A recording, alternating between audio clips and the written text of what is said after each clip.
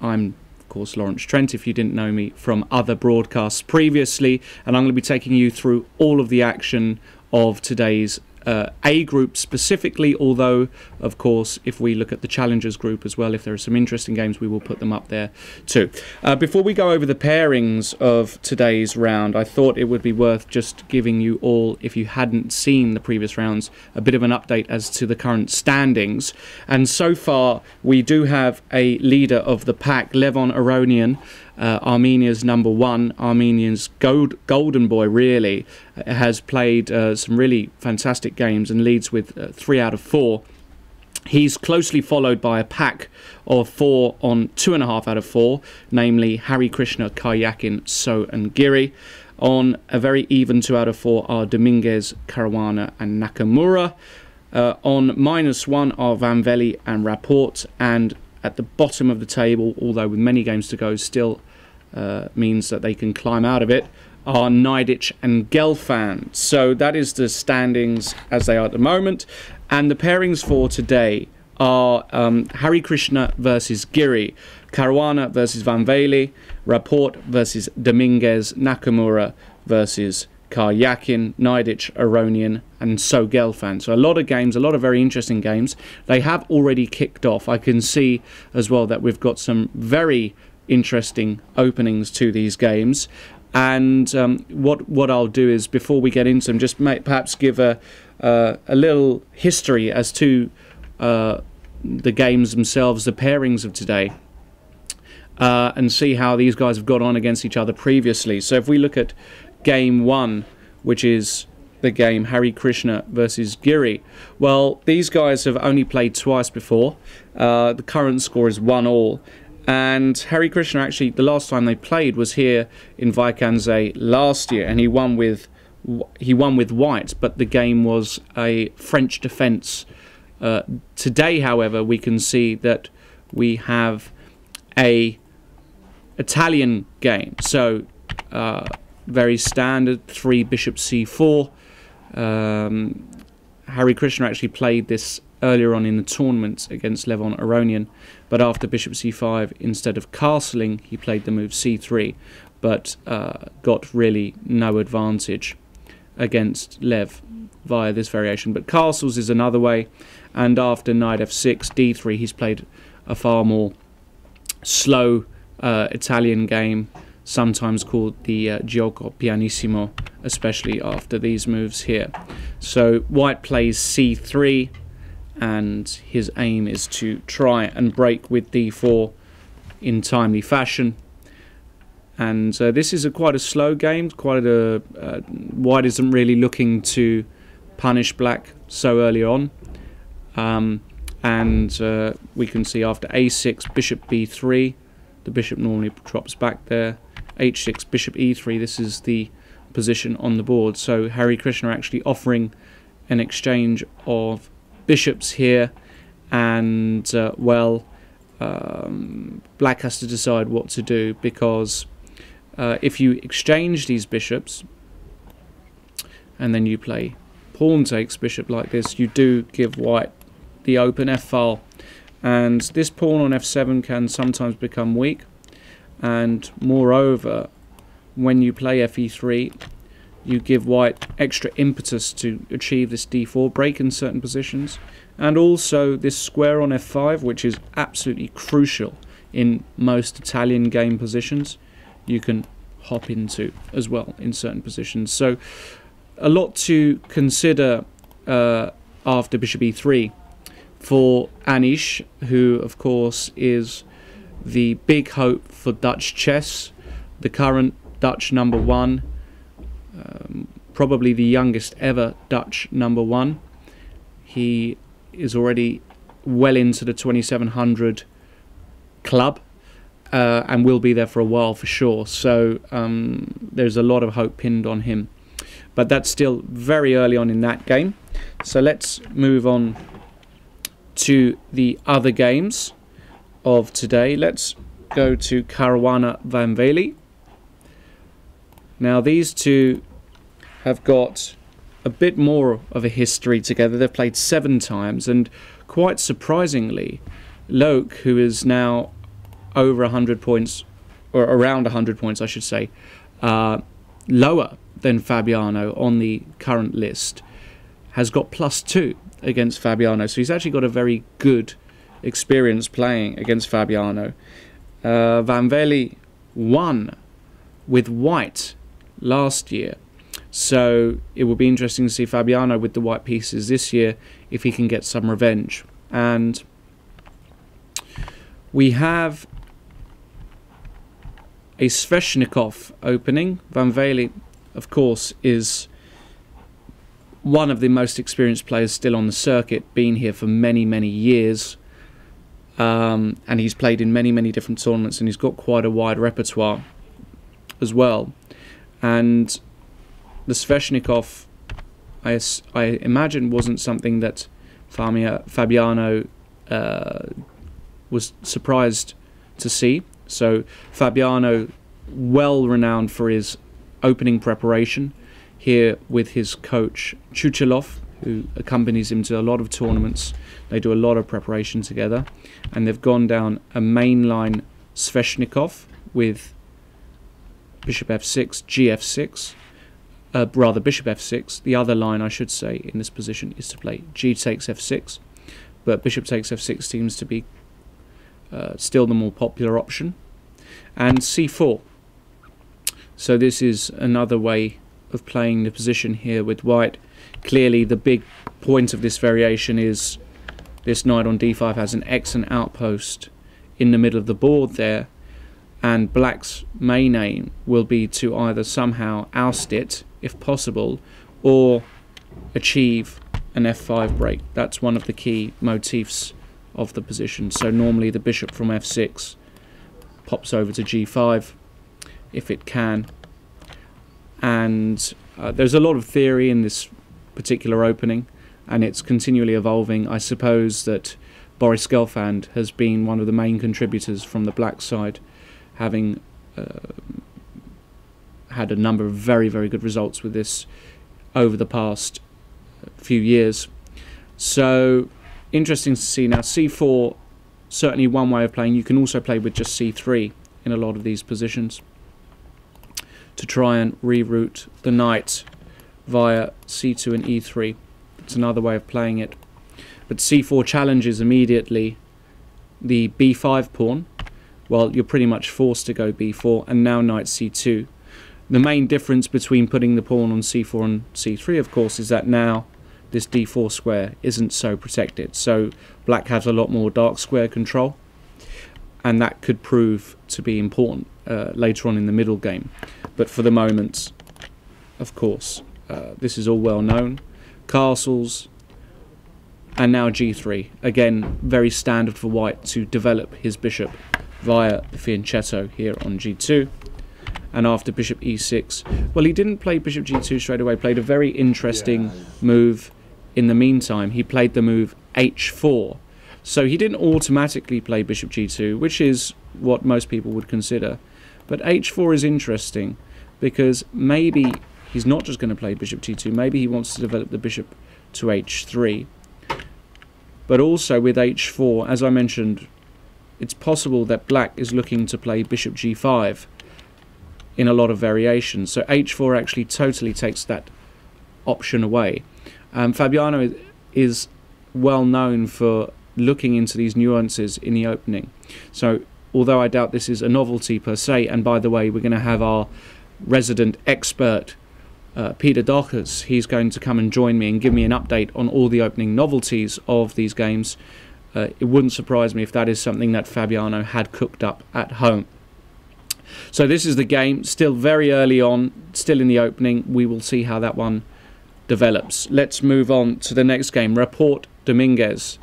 Now, Richard Rapport has been a bit of a sensation in the chess world over the past few years, in this tournament as well, playing some really funky openings, really original stuff, and today is no different. And let me tell you, it's been a very long time since I think we've seen a novelty on move 3 at a top level game, but today we might just have that. Rapport played the English opening. Dominguez, Cuba's #1, replied with the symmetrical variation, c4, c5, knight c3 and fianchetto. And here, majority of games will see the move pawn to g3, just playing a very standard fianchetto. But Richard Rapport, known now to be one of the most creative opening players, certainly in this tournament, has played the outlandish move pawn to g4. When I first saw this, before we went on air, I thought maybe there was a problem with the transmission, something went wrong on the board, but it has been confirmed to me that that was the move. So it's an accelerated kind of fianchetto idea. What's the point of it? Why do people play g4 rather? Why do people play g3 rather than g4 most of the time? Well, clearly it's a very committal move because you're weakening more squares on the king side. But the idea behind it, apart from gaining space, I assume, is to eventually play the move pawn to g5 and restrict this knight on g8. And I can imagine this came as a bit of a shock to Lenier, who clearly is going to have a good think about how to set up against this idea. Well, he played bishop g7, which was to be expected, and of course Richard replied knight c6 and d3. So you would normally have this position, except the pawn from g4 would be on g3. And now the big question is, how does Lenier go about developing his king side? This is the big point. Is he going to move the knight to f6, or is that simply going to be hit by g5 straight away? Is he going to move the knight to, let's say, if he plays e5, is he going to come via e7? That's another very important question, and he's got to consider all of these moves. But at the moment I can see that Richard has already got a 20-minute time advantage, so clearly Lenier is really having a think about how to set up here. We'll keep an eye on that one. That's a very, very interesting game. These guys, by the way, had never played previously, so makes it even more interesting. Next game, Nakamura versus Karyakin, certainly one of the most anticipated games of the day. They have played 34 times in total. That's a mixture of both classical and rapid matches, and believe it or not, it's tied completely at 17-all. As things stand. Hikaru has had the upper hand in the past few games. At the Tal Memorial last year and the Tal Blitz, I believe he got 2-0 over Karyakin. But all in all, they've got a very even score against each other. And we are already on move 11 in that game. They've blitzed out the opening, and we have a Queen C2 Nimzo Indian, very well known opening. In fact, I think Hikaru already played the Queen C2 variation earlier on in the tournament against Naidic. And here, instead of castles, which was that game,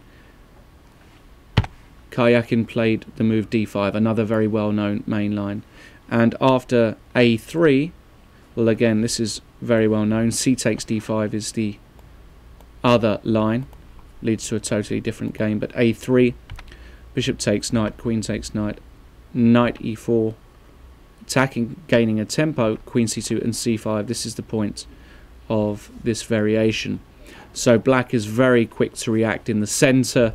He's looking to punish white for lack of development, and this is again a very theoretical line. D takes c5 played by Hikaru. He's got to do something about this pawn. This is the main response. And now black just gets on with things with knight c6. So he just gets on with development. He's not worried about the pawn. It's all about time and keeping the pressure on white. And after cd5, ed5, e3, well, white would love to get his pieces out to their standard squares, castles, knight f3, bishop f5 was played. So with every move it seems as though Karyakin's developing with tempo. And now there is a bona fide threat in the position. Karyakin is threatening to produce a double attack, a discovered double attack against the queen. So Nakamura defended very sensibly with bishop d3. And here Karyakin played queen a5 check. So I'm pretty sure this is still well known.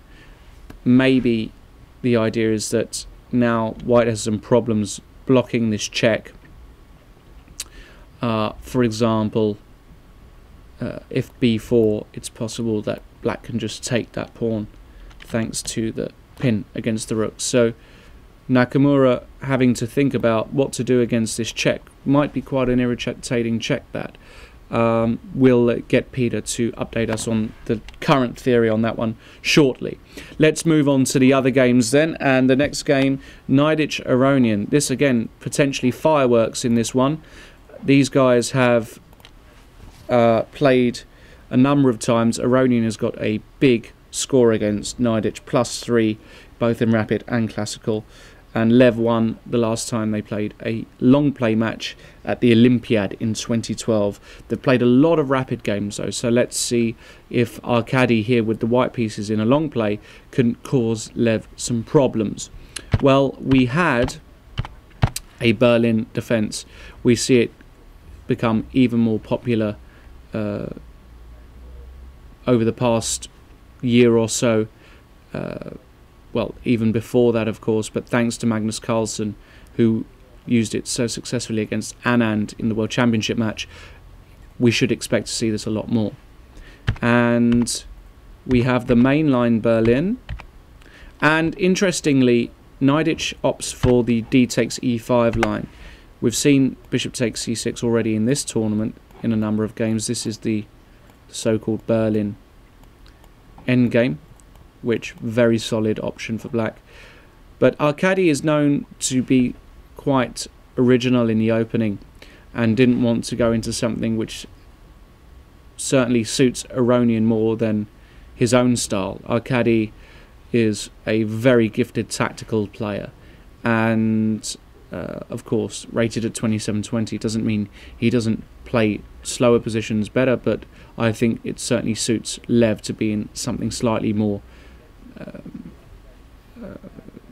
let's say has tendencies towards being a slower, a more maneuvering based game. So Arkady opts for d takes e5. Very interesting move. The point is that you don't lose a piece after knight takes b5 thanks to a4, and this knight has got no squares. Normally what happens is you just give that knight back on d4, and after knight takes d4, interestingly here Lev played the move d6, which I can't remember seeing myself. In this position, normally what black does is take this knight off on d4, and after queen takes d4 play d5. This is the absolute main line, and there is a recognised false draw. After e takes d6, queen takes d6, queen e4 check, we can sometimes see a little dance of the queens in the middle of the board, and that's a draw by repetition. And that's one of the reasons why white doesn't really play this line, is because in this particular variation it's seen that black equalises at least, and if you're not careful with the two bishops you can actually end up being worse with white if you don't go for this draw. So instead d6 was played. It's still a very logical move, challenging in the centre. I suppose the reason why it hasn't been played so much is because, as Arkady showed, after pawn takes pawn, bishop takes pawn, now check, you lose a tempo with the bishop, and after bishop e7, knight takes c6, you also damage black's pawn structure, b takes c6, and this is the position as we have it at the moment. And here, well, Arkady is thinking, very quick assessment, black has got the two bishops, but he's got this very damaged pawn structure. The big question is, does the activity of those bishops compensate for that? We will soon see. The final game that I'd like to go to from today's Masters group is the game So versus Gelfand, and they have played twice before. Actually, last time was at the Amsterdam NH Hotels tournament, the Experience versus Rising Stars tournament in 2010, and that was a draw. In fact, they've drawn on both occasions that they've played. In this particular game, we see that we have a Sicilian 2 knight c6, something that Boris is very well known to play, and 3 e5. So very well known system, stopping white from breaking in the centre, but of course conceding control over this d5 square. This is seen really as a very safe variation for white, although recently black has had no problems defending here despite having a slight weakness on d5. Bishop c4, bishop e7, all seen before. d3, knight f6, knight d2. That's a very well-known maneuver here. Another way to play is with knight g5. So, for example, castles d6, knight g5, attacking f7, and after the logical castles f4. This is the other main line in this variation. So white tries to gain some space, and there have been some half-decent results for white actually in this recently. So interesting that Wesley played the other move, knight d2. The point of this variation is to reroute the knight via f1 and e3, giving added control over this key d5 square. However, in the meantime, black does manage to slightly inconvenience white, because after d6, knight f1, black throws in this intermediate move, bishop g4. And here, Wesley may have surprised Boris, because he played the move queen d2, which I don't think has been seen before, or at least not at top level. Normally white players play f3 almost instantaneously, and then after bishop e6 play knight e3, and black claims that by inserting bishop g4 back to e6 that he's weakened some more dark squares, and really white didn't want to play this f3 move.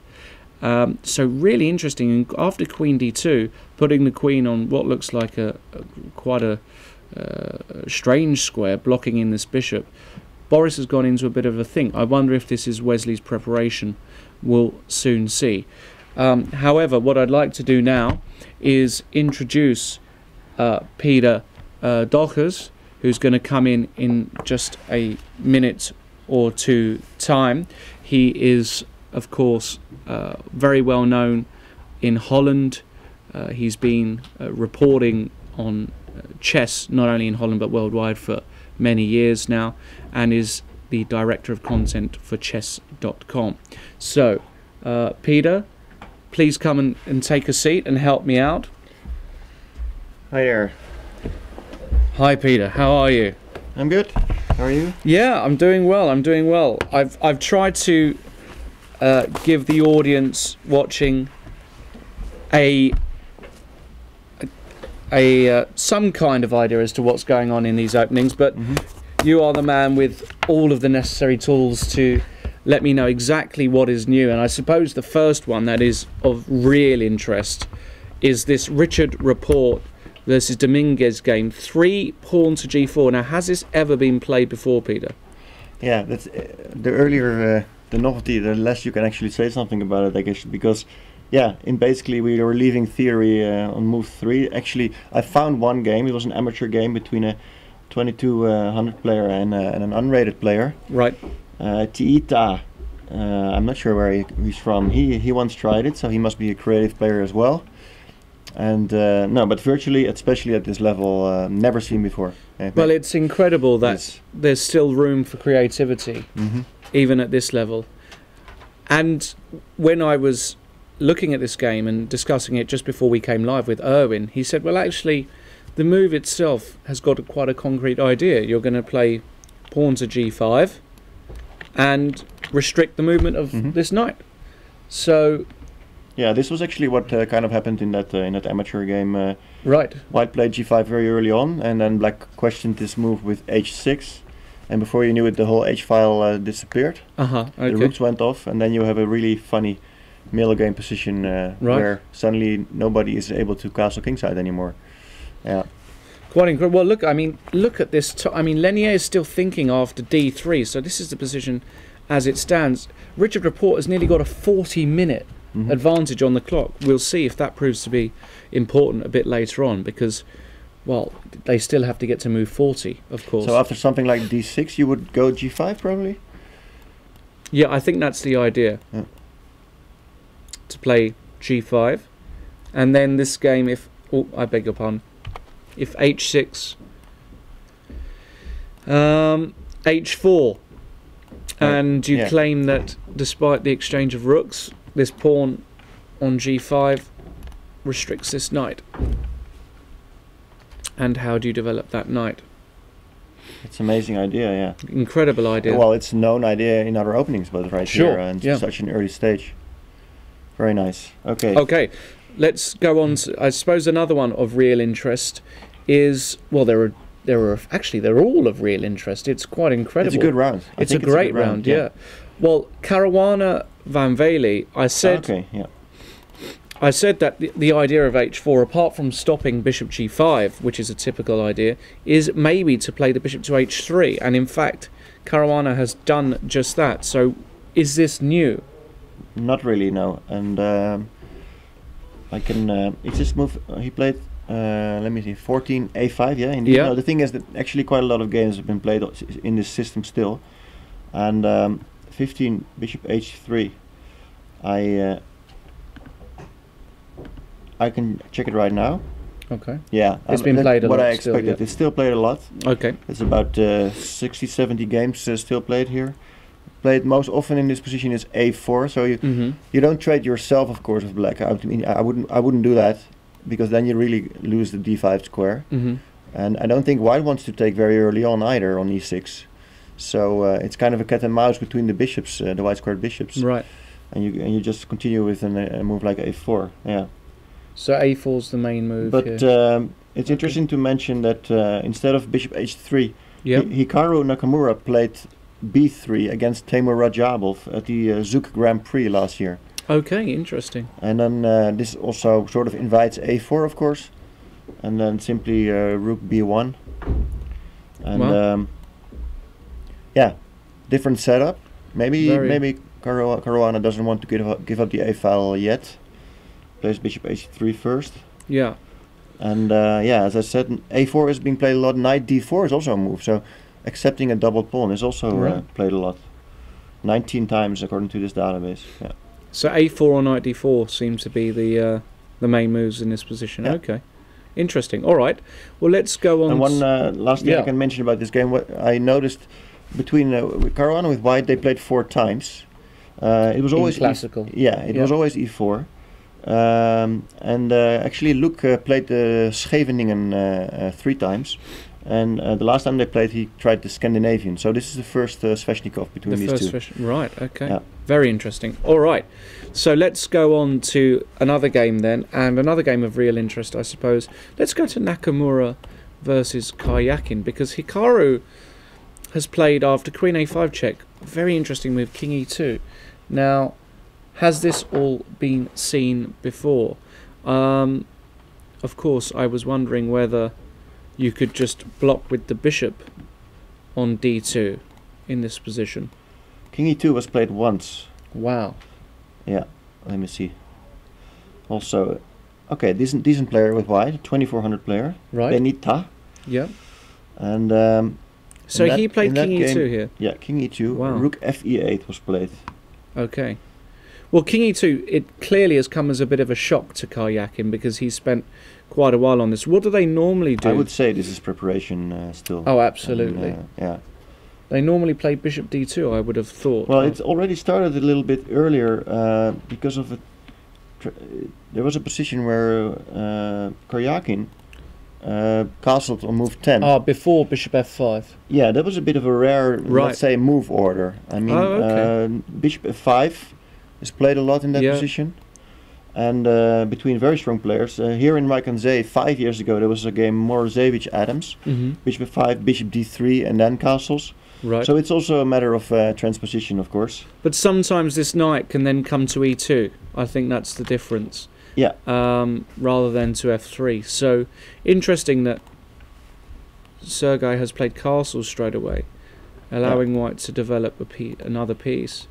And in fact, Magnus Carlsen, their new world champion, played this position with white a few times as well. Yes. He faced both Queen A5 and Queen F6 in that same position. Instead of castles.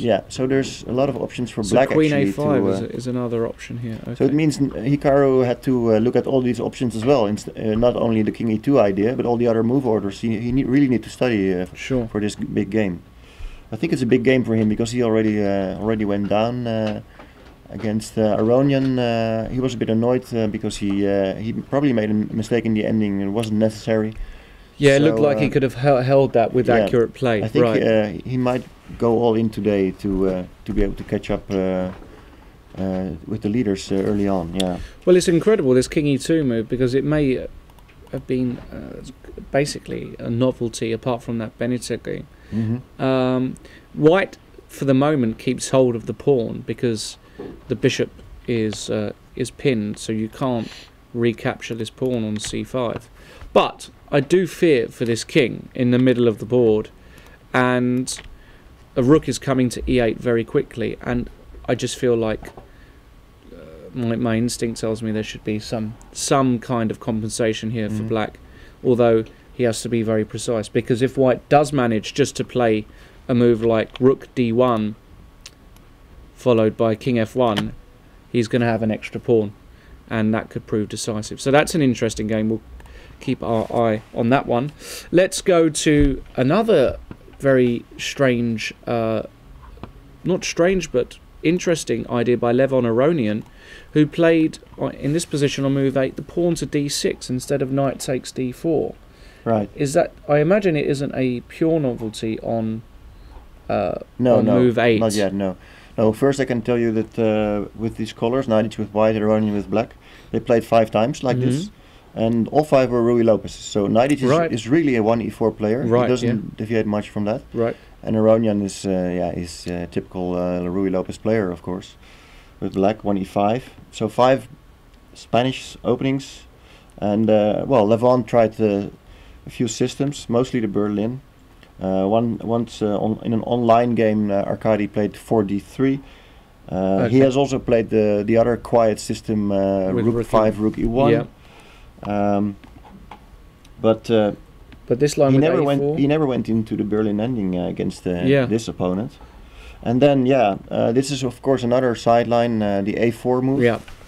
And I know that what is supposed to be very close to equalizing is taking on d4 again with black, followed by d5. Well, and yeah, you showed it already, I think. That's right. Yeah. I mean, this is a very well-known drawing variation with Yes. d5. So, but you don't have to take this pawn off on d6. There are some other moves here, but it seems as though black like is very knight solid. c3, for example. Yeah. Yeah. But to play d6 is a very interesting move. So does it mean Levon is trying to play for a win with black? I think so. I think otherwise he would have just taken on d4 and played d5. Right. Yeah. I think he is trying to put Arkady on 1 out of 4. Isn't playing his best. That's clear at the moment, and maybe Levon wants to take advantage of that. Right. Yeah. So, well, after ed6, yes, actually most of the times black seems to be changing its mind and taking on d4 anyway. And you could just transpose to this Yes. exactly the Yes. same position. So you can Incredible. basically think one move whether you want to go for this drawing line or Very not. good. Interesting. Okay. So, But he took on d6. yeah, and that's only played 5 times before. So right. it's I guess it's a bit of a risky move. Rook Rook e1 check, logical yeah. move. Bishop e7, and actually taking on c6. I think he played it rather quickly, but I think it's a novelty. Okay, so we Yeah. might have a novelty on move 11 here. Yeah, Okay. bishop g5, also very logical move is Right. is normal here. f6, Mm-hmm. bishop e3, Mm-hmm. and there were 2 games I found on a high level. Yep. Dutch young player played it against Kirill Georgiev. Twan Burke is his name. Yeah. He played in this game. Georgiev went knight e5, Mm-hmm. and there was another game, Gopal Pashikian, where knight takes d4 was played. Well, maybe Looks a- Levon has got, because I believe Pashikian is Armenian. Right. So maybe Levon, of course, knows all of the top Armenian players, saw Pashikian's game or has discussed it, and had a little idea here. So It was a game from 2010, so it's a few Right. years back, but Okay. still, it's possible. Absolutely. Yeah, absolutely. So that one, and in fact we did have a move by Naidic. He's 40 minutes down on the clock, by the way. That's incredible. So Levon has literally So he managed to surprise played him. these moves Yeah. instantaneously, because Levon is 3 minutes up. of course, all the players are getting a 30-second increment from move 1. Bishop e3, bishop f5, played by Aronian, attacking this weak pawn on c2. So there's clearly bishop pair against structure, and I don't know about you. I would prefer black actually. Well, I do like activity. That's my style of play. So I would take black as well. But I think this is a matter of taste. And the question is, how does white go about defending this pawn on c2? Not so easy actually to because come rook up. b8 is coming. Yeah. Bishop f6. Yeah.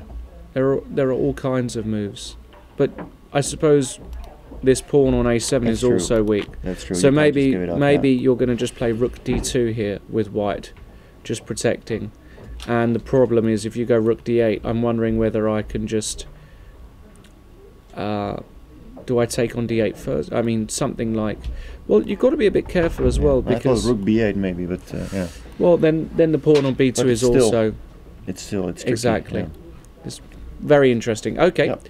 so let's go on to our last game that we haven't looked at. I believe the only one is There's 2 more games. two more Yeah, games yeah. rather. We haven't looked at Hari Krishna Giri,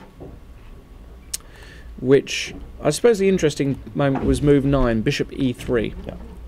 In fact, they played last year with the same colors, and in that game, Anish went for the French defense. Right. So today he pushed the pawn 1 square further, and yeah, many games, of course, in this Sure. typical Italian. Or Well, Giri took the last time I had this position up on the live board was after bishop e3, and he did take it, and I said, well, that can be dangerous for black if white Right. gets something down the f file. actually, in that position, bishop a7 is more popular. Right.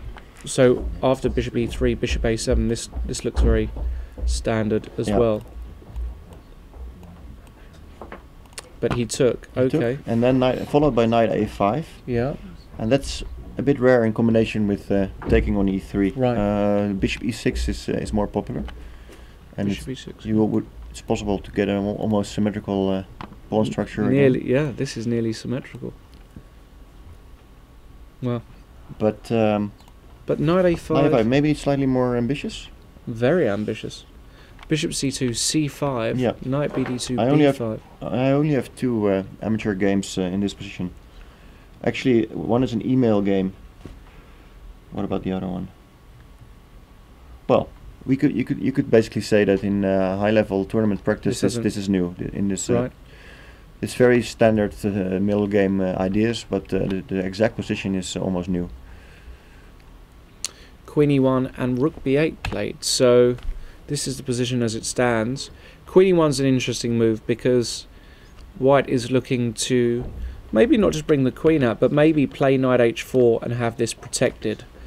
The problem with playing knight h4 at once sometimes is that it can often fall for a cheapo along this diagonal. A move like knight takes e4 can just win that knight. So you have to be a bit careful. And rook b8 played, so now it's up to white to decide how to progress. I suppose knight h4 is certainly an idea here in this particular position. Queen h4 doesn't feel quite right now because the bishop isn't really playing a part on c2. Of course, he can think about moves like d4 or even preparatory moves on the queen side to stop maybe black's threatening some counterplay. So we'll see how Hari Krishna plays against that. And then our last game, Peter, is so against Gelfand. So against Gelfand, and this queen d2 move on move 8. This is really the main. Has this been played before? Yeah, but it's I guess Gelfand was a bit surprised here in the opening because he spent quite a lot of time. In the meantime, he has played knight d7, but yeah, there is, for example, a game Lastin Smirnov, Novokuznetsk 2008, where black simply castled and played knight e3, bishop e6. And white went on to win that game. He might have a tiny edge here already, so I guess Gelfand thought it was time to to find a good setup for To the pieces to deviate. He's played But knight still, d7. this is still played actually, and very interesting. Maybe he was trying to remember something because his compatriot Michael Royce, he played this as well, but that was 11 years ago. Wow. In a game against Inarkiev, he went knight d7 as well. Game continued knight d5, Right. knight b6. Yeah. The knights were swapped. Black took with the pawn, by the way. Okay. Yeah. And already on move. No. Let me check if this is correct what I'm saying. Yeah, already on move 18, these players, Inarkiev, Royce, agree to a draw. Right. So, yeah. So Is Wesley is still thinking here? Yeah, Wesley is still thinking after knight d7. Knight d7, right. So this is the position as it stands. A long way to go in that one if they choose. Yeah. And clearly Boris on 1 out of 4. Well, he needs to get some points on the board. Wesley doing absolutely fine. +1. Very solid performance so far. Yeah. So despite his travel issues on the first day, yeah, arriving very late. Yeah. Very late. But he survived it, and now he's fully in the tournament. Yeah. Well, we've got all games going on. Of course, there is the Challengers group as well, which we're going to keep an eye on for the moment. However, we're going to, of course, maintain our concentration on this very important Masters group. All games are still in play. I can see Nidic has just moved as well. And in fact, Rapport has played very similarly to what we were looking at with this G5 H4 idea. Incredible way, very modern way of playing like this. Goes against all the rules of the openings that were established a long time ago. I think, however, now would be a really good time just to take a quick pause. We've gone over all of the games. They're still all in progress. So we will be right back for the continuation of this round 5 of the Tata Steel Chess Tournament. Don't go anywhere. Back in a few minutes.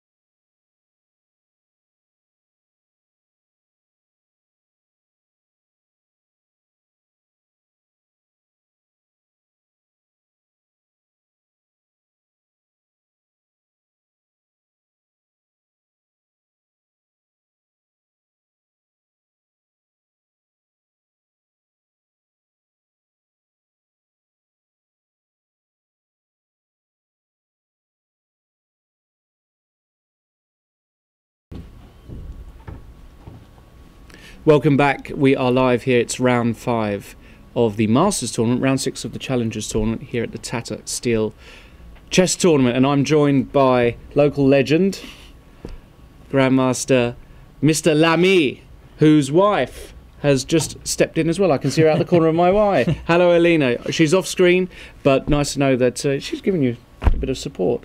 How are you feeling, Owen? Very good. I'm very happy to be back. You've been here a few days already, haven't you? Yeah, I've done some commentary already. I've been watching. I've been coming to this tournament in general for as long as I can remember. I feel really at home. You've been here for over 10 years, right? I've even seen this beautiful game, Kasparov Topalov, 1999. I think I was 13. I was watching it live. And, incredible. So I've come here as a small kid, played in the amateur groups, the C group, the B group, the A group. So I know the tournament inside out. Great. Well, I'm hoping you can help me, Erwin, being you're a part of the Dutch national team, of course. Yes. Very strong grandmaster. We've got, we're a bit lucky today because we've got a lot of very, very interesting games, very unbalanced and all kind. I mean, I'm looking at this report game. Feels like some internet blitz game. I don't know. Excellent, should we go there because sure, that one looks really interesting. Richard Report. What a very original player we have here. And we saw this incredible move, 3g4. We've gone well past that. And after d6, he did play g5. Yeah, he's playing against that knight on g8, yeah. And after e6, h4, just maybe threatening h5. I think you would. Yeah. You would. But Dominguez replied with h5, so stopping that idea. Also, his next decision I find very interesting. Just incredible. I mean, I can't guess any of his moves. He plays the move bishop takes c6. Yeah, he just chops it off. It's incredible, isn't it? Yeah, I really need some time to digest this move. Yeah, he's really going for the black squares here, I guess. I think his point is after b6, he went f4. He might want to exchange those dark squared bishop and really make use of that black squares. So what, some sort of... Is he... I would, let's say, queen d2, b3, bishop b2. Wow. Just super... and just get rid of this guy. And maybe knight e4. And knight e4 and try and get in on f6, Get in there, yeah. What an incredibly original idea. Yeah, I really like his play. It's very original, I think, for everyone at home. It's fantastic. It's fantastic. Budapest, b3 on the first move. He just does what he feels like. It looks like. Just worth pointing out, of course, for everybody who is interested in getting in touch with us, we do have a Twitter account here. It's hashtag Tata14, if I've got that correct. Yes, I do. And it's at Tata Steel Chess. I've got a personal account as well, at Lawrence Trent IM. And you at have Erwin Lamy. At Erwin Lamy. So if you'd like to get in touch with either of us, please do that. We would like to hear your comments on the games, not just the games, the tournament itself. How are you finding the coverage? How are you finding the level of chess, etc., etc.? Any comments, queries, anything like that, please do send our way. So that is report. So f4 on the board, and Richard has got a good, I would say it's a half an hour advantage over Lenier. Nice. That's always useful. Always very useful. So we'll keep our eye on that one. Where should we go next, Erwin? Which is tickling your taste buds? I would just Nakamura's Karyakin. Yeah, this is very original as well. I don't know where you left it off with. We left it after King E2. After King E2, yeah. Personally, I just came from the press room and people were saying b6 was a very interesting move here. b6. b6. Wow. Very clear point. If you take the pawn on b6, then rook ac8 comes, and that threat of knight d4 giving check and hitting the queen looks very serious. Just looks horrible for white, doesn't it? Actually, it does. Yeah, I'm not quite sure what was the plan after b6. If we don't take on b6, of course, we're going to play bc, and then we've got c4 coming, and it's with that king on e2 might really get in trouble. So do you think Nakamura's been a bit optimistic, a bit overambitious here with king e2? I always, when you deal with such strong players, I'm a bit shy to give such strong. Perhaps he had some idea in mind, and perhaps he could tell us later on. But this looks like for the moment, very b6 strong move. Looks like a very strong move indeed. So if I don't know, Where would you play? I can't even really suggest a move. Yeah, here. because if rook d1, which is also a natural move, Yeah. of course, bc, we want to go c4 already, forcing the exchange on e4. And So if King something F1, like yeah. this happened, I don't even know where to... yeah, it's, An ending like this is horrible for white, right? oh yeah, yeah. This is just... This You got with square that bishop B. on c1 is looking Look at very unhappy. There's so many nice choices. You could exchange on f3 at some point, put the knight on d3. Could already take the b file, rook b8, Rook rook b8 b3. Rook already. b8 looks actually the most natural. Rook b8, rook b3, immediately hitting You've got c3. bishop and d3 check bishop as well. d3 check. I mean, this is just no, horrible. this is gone perhaps. This is maybe already gone, yeah. I guess he would have taken. Maybe would you give the queen? So let's say b6. He takes b6. Oh, Rook, just- rook c8 and just try to allow that knight d4 because we have a few pawns already. b7. b7, so I'm not. knight d4. I'm not liking it, but knight takes Okay, d4, rook takes rook c2, c2. bishop takes c2. So you got this. Wow. Okay, Yeah, well, this- at the very least, queen a6 check should be interesting, yeah. Queen a6 check. Because after if you And then if if you go bishop bishop d3, d3, we have a little trick, yeah. Knight g3, and that really is game over. Yeah, Actually, that's finished. yeah. So we would have to go. king e1, I King guess. E1. But that's all, of course, slightly. And now just maybe bishop g6. Just bishop g6, and We're ready to take on b7. yeah, that looks terminal, Yeah. doesn't it? Yeah. That looks really bad. So b6, an interesting try there on move 13 for Karyakin. He didn't play. He played what looks like a certainly more natural move. It's the most Completely. instinctive move, Yeah, isn't it? yeah. Rook fe8. But maybe that gives Nakamura time to unravel. But Nakamura's not played for quite a while actually, so it's on Hikaru to play, and it's Yeah, clock times are approximately equal. I think Yeah. Karyakin just Got- spent half an hour on rook fe8, so it's Right. really a position where I think they're both out of book. sure. It's very complicated. The next few moves are extremely critical. White is a pawn up, but his king is in the center, so the next few moves are really going to decide a lot. I You think. you would take black here, I take it. I'm not sure, because if you get the time, rook d1, king King f1, f1, you're perhaps even before at some point, because these exchange sacrifices can be interesting as well. Let's say, perhaps not here, but let's say you go rook d1, let's say Yeah. here, and black makes some move, king h8, stupid move, and then b4, knight Let's takes go b h6. h6, yeah, Okay. more natural. Yeah, and then b4. b4, knight takes b4, a takes b4, queen takes a1, and bishop b2. So you give the exchange, and actually in this case we even win the queen immediately with rook a1. Queen a2, rook a1 would. So Yeah. this would. Oh, excuse me.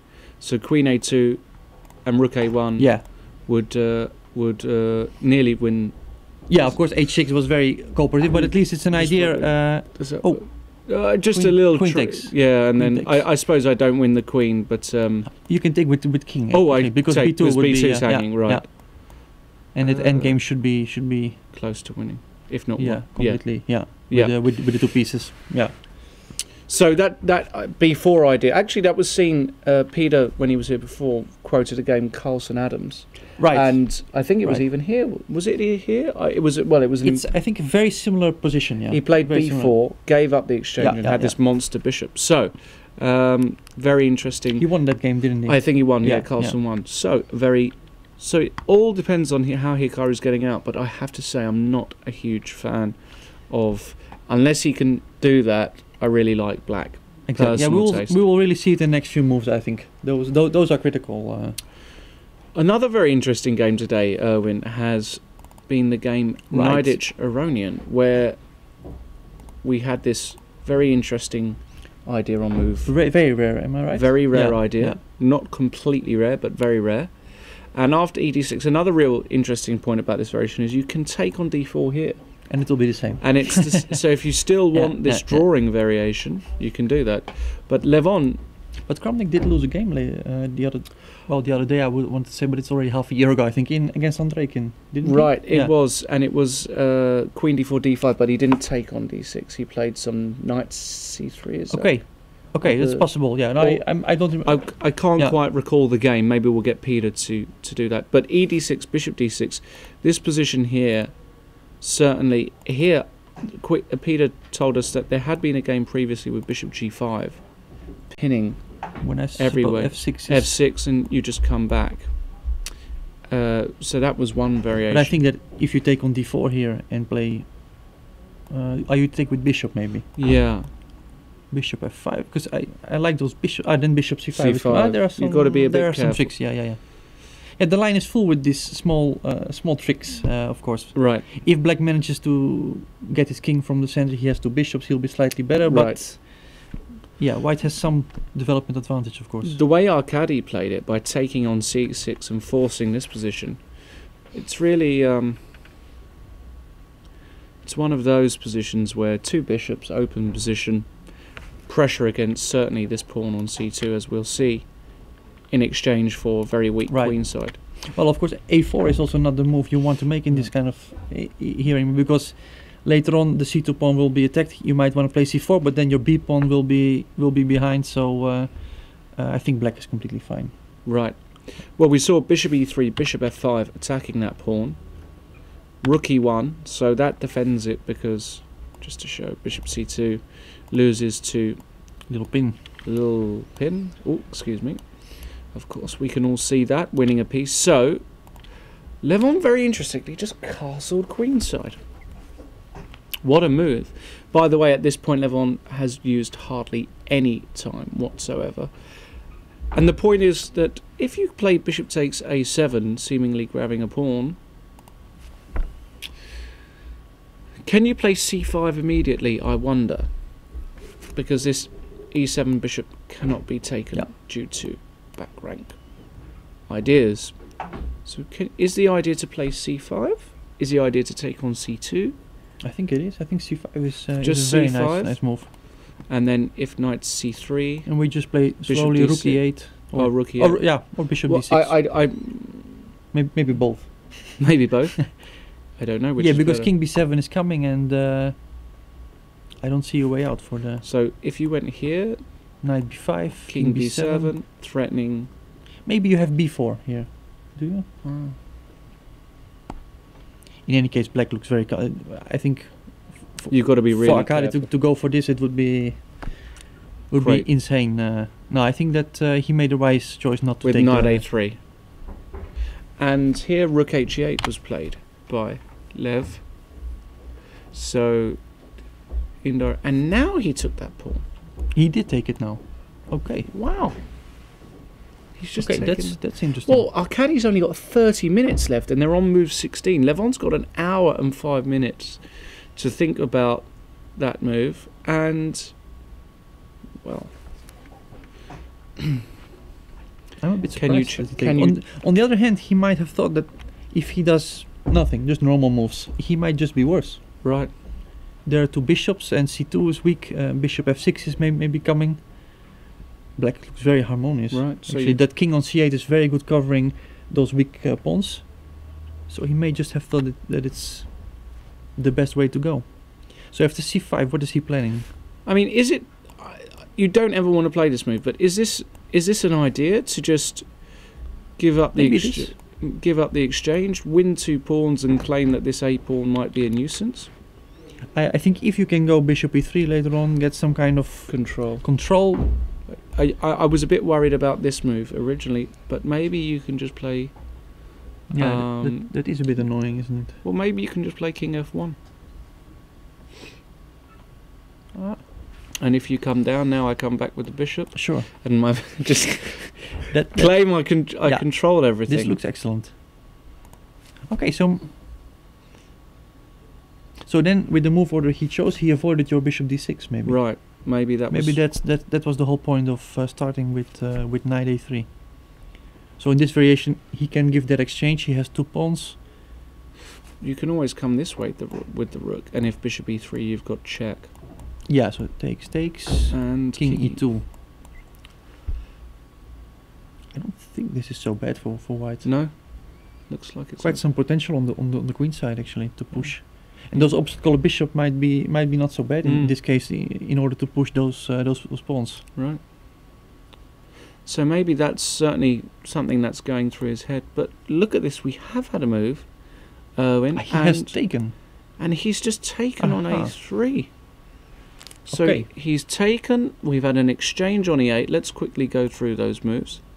So he took on a3, and of course exploiting the back rank, forcing white to take with the pawn. And now minimum black has got is to take this off on c2, which I assume he's going to play next move. And we've got a weird double pawn scenario. But of course black must be preferred here. Right? I just wanted to point out that I'm thinking the game It's just. might not gonna last. You think very this, really? Do you think long, he's going to be not going to try? Okay, unless he's winning that a4 pawn, then of course you're really ready to try a bit.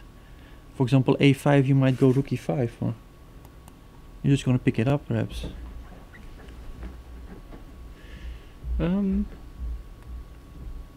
But a5, rook e5, Bishop bishop d4. d4, hitting g7. So a5 is an idea. Just king b7, yeah, so king b7. Let's say bishop e3, or maybe bishop d4, gaining a tempo. gaining a tempo. Okay. But does it gain a tempo? Maybe it doesn't. Maybe you just carry on. Bishop g7. Oh, I just wanted to try and play for some tricks, but you're just going to go bishop g3 or something, or g3. I think g3 Yeah. is Okay, so bishop d4, so f6. f6 looks rook c1. Yeah. No, it doesn't look I like think much. it doesn't look like Like doesn't much. look so Black much. is surely comfortable, but I cannot imagine that it would be more than that. Yeah, that's modern chess. Black was very well prepared. I'm just wondering what was. Maybe he assessed this queen, this exchange sacrifice as promising for white. Hmm? Might have been the case. So he prefers to keep it. So the it odds short. on for a draw in that one, right? I think so, and I think Arkady is smart to he's more than 1 hour down on the clock. Obviously, the opening didn't go his way. He knows he's playing a player, number 2 in the world. Sure. Maybe he's just thinking it's wiser not to push my luck today. All right. Okay. Let's keep on going then, and let's go to. There hasn't been much action in Caruana Vainveli. That's been going very slowly. Right. Let's go to Hari Krishnagiri. Of course, your compatriot, Sure. Anish, who is now really cementing himself as one of the top players in the world, right? So young. What is he, 19 still? Or is he 20 now? Is he 19 or 20? He's I either- I always get confused. he's very young. He's so young, he makes us feel Yeah. old. Yeah, Owen. And we're definitely, still definitely. fresh, Yeah. you know? I'm telling him stories that I've seen Kasparov top of player, and he makes me feel like a grandpa when Right. Yeah. Exactly. Well, Anish, so this is the position. And look, we had they flirted with the idea of repetition around here. So queen g3, knight h5, queen f2, knight f6, queen g3, knight h5. Clearly, Right, so- Giri would have been happy with a draw today, but Of course, with black, that's a good result always. against Hari Yeah. Krishna. But no, Hari Krishna says no draw. And plays queen h2. So he puts the queen on a rather odd square there. But it's the type of position which Hari Krishna plays very well. It's his opponents think, well, not much going on, Mhm. this is probably going to be a draw, and we've seen it with Dominguez Yeah, out of nowhere, just played on. just played on, making moves. Actually, in the style of Carlsen, Yeah. he just making moves, and the game continues. Some slight mistakes are being made, and in the end, he's there. What is Giri? Of course, being very young, a lot of people think, well, he's got a very good stamina. Have you seen him play very long games before? Yeah, I think he's pretty. He's got the used to- stamina. yeah, definitely. He has played this Catalan end games. Right. He knows how to sit there for hours. Definitely. So it's on Anish now. So he's got a decision. So what kind of moves and plans would you be thinking of here with Black Erwin? Yeah, I was just having a look. There are a few breaks possible, of course. D5 is a break, F5 is a break, C4 is a break, B4 is. There are many structural decisions you can make here, Right. but they all have their ups and downs. F5 is obviously not possible because if e takes f5, Right. you cannot take back. G4 will be because of G4 exactly, losing the piece. So I would expect some move like bishop e6, for example. Maybe he wants to go d5. But the position is full with players. It looks rather dull, but I think there are a lot of decisions to be made, structurally speaking. And what about white? Is he thinking about G4 here, maybe in some positions, or D4, or? Yeah, whatever comes to it can be quite concrete at times. For example, if black goes bishop e6, knight c6 back, and the knight comes back to c6 at some point, then maybe d4 might be a good break because Right. the d5. It depends on circumstances, I guess. I would expect some move like rook f2, rook f1, maybe g4 at some point, like you said. Perhaps prepared by king h1. It's going to be a slow one, yeah. right? Slow maneuvering game, and maybe king h1 is reasonable here. King h1, yeah. You just want to go g4, g5, rook g1, get some kind of attack going. Yeah? Yeah. In the style. That doesn't look so in slow. the style to of me. Rapport. That doesn't look so slow, actually. Yeah. G4, G5, put a Yeah. rook on G1 and give mate. And mate, No problem. can be so easy, yeah. This game is so easy, indeed. Well, we're going to wait for that one then. We'll see how that one progresses. We'll quickly check in with Fabiano Caruana Van Vliet, because actually after bishop h3 we have had some moves. This is the last time this has been played many times before. Yeah, Van Vliet himself has a lot of experience in the Sveshnikov. For years it was his main weapon. Lately he's been doing a little bit of everything. But he surely has experience in this line as well. Perhaps he even had the position on the board. Right. Well, he played rook b8 here. That's a very standard move. Queen d3, a4, and now b3. So I think that's an important move because b3 is a really annoying threat. So b3, and he took on d5, just gave up that bishop. Okay, that's a big decision, of course. Huge decision. That's a big decision.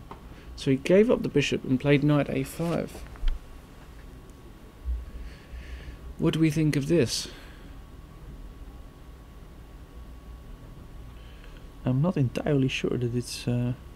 So after, let's say, knight e3. Mm-hmm. Now we have to act fast, I think, because if we can also go rook c1, then we really dominate the c-file, and on the king side we're already much stronger with white. So queen c7, I guess. C7? And you want to go queen c3 now. That was the idea, yeah. So if castles, do I do it anyway? Queen c3. I think so. Just come in. I think so. I can win a And if pawn. this works, then of course black is fine. But it's an important point.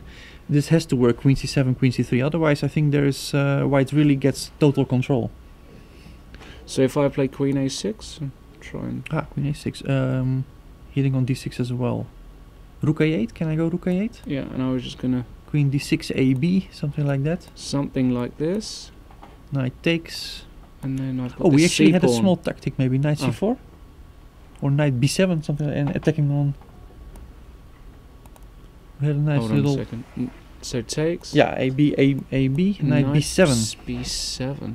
That's a Tricky. nasty move.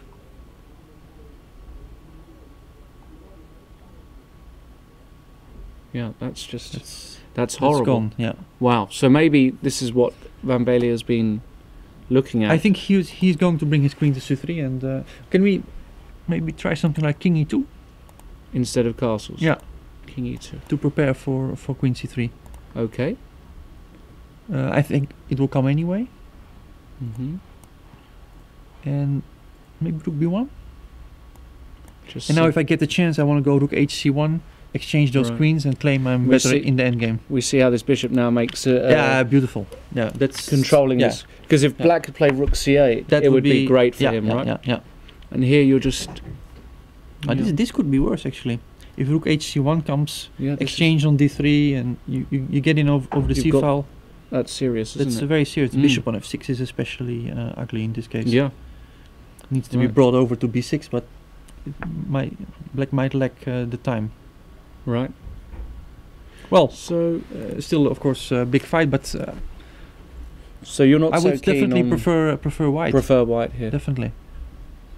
I don't know. All if right. We have a move. Nope, that's No still move going yet. on. Yeah. So let's keep on. Let's go to Rapport Dominguez. Now we last left it.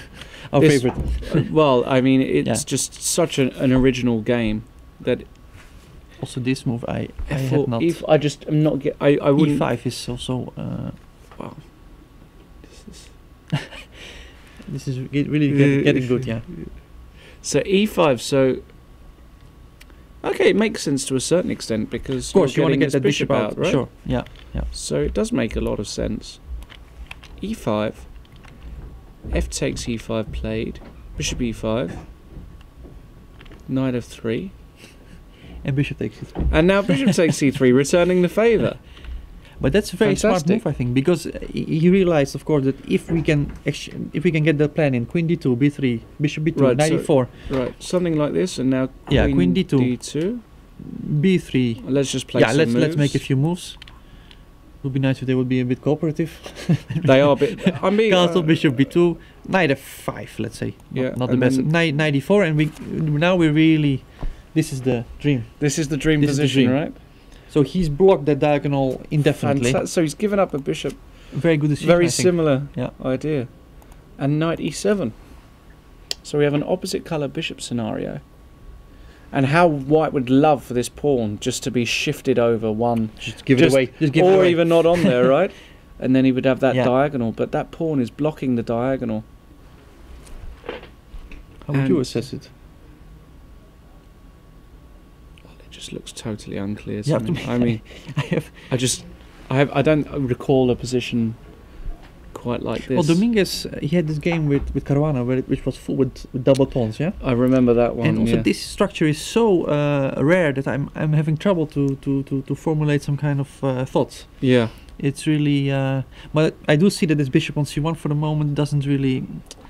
Well, he played great- bishop f4, He played bishop f4, okay. which feels sensible to me. And after castles, played knight d2. He immediately wants to go to e4. So he and, still wants to get his knight to e4.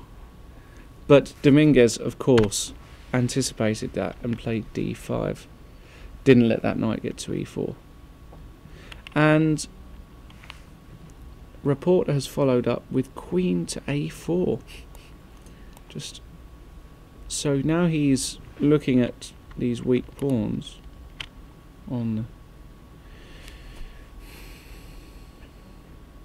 I would expect something like bishop g4 maybe. Bishop g4. White's got to be a bit careful because Yeah. you're right. There is an open file here, semi-open file, I should say, and you've got to be very, very careful here. Otherwise, you're going to land in trouble. don't Yeah, you? I can easily see it go wrong as well. It's I like his original play, but original play can often be very dangerous Punished, as well. yeah. Can be punished very can roughly. I'm expecting bishop g4. I think that's the most logical Yeah. way. Hitting e2 and rook goes to e8, like you say.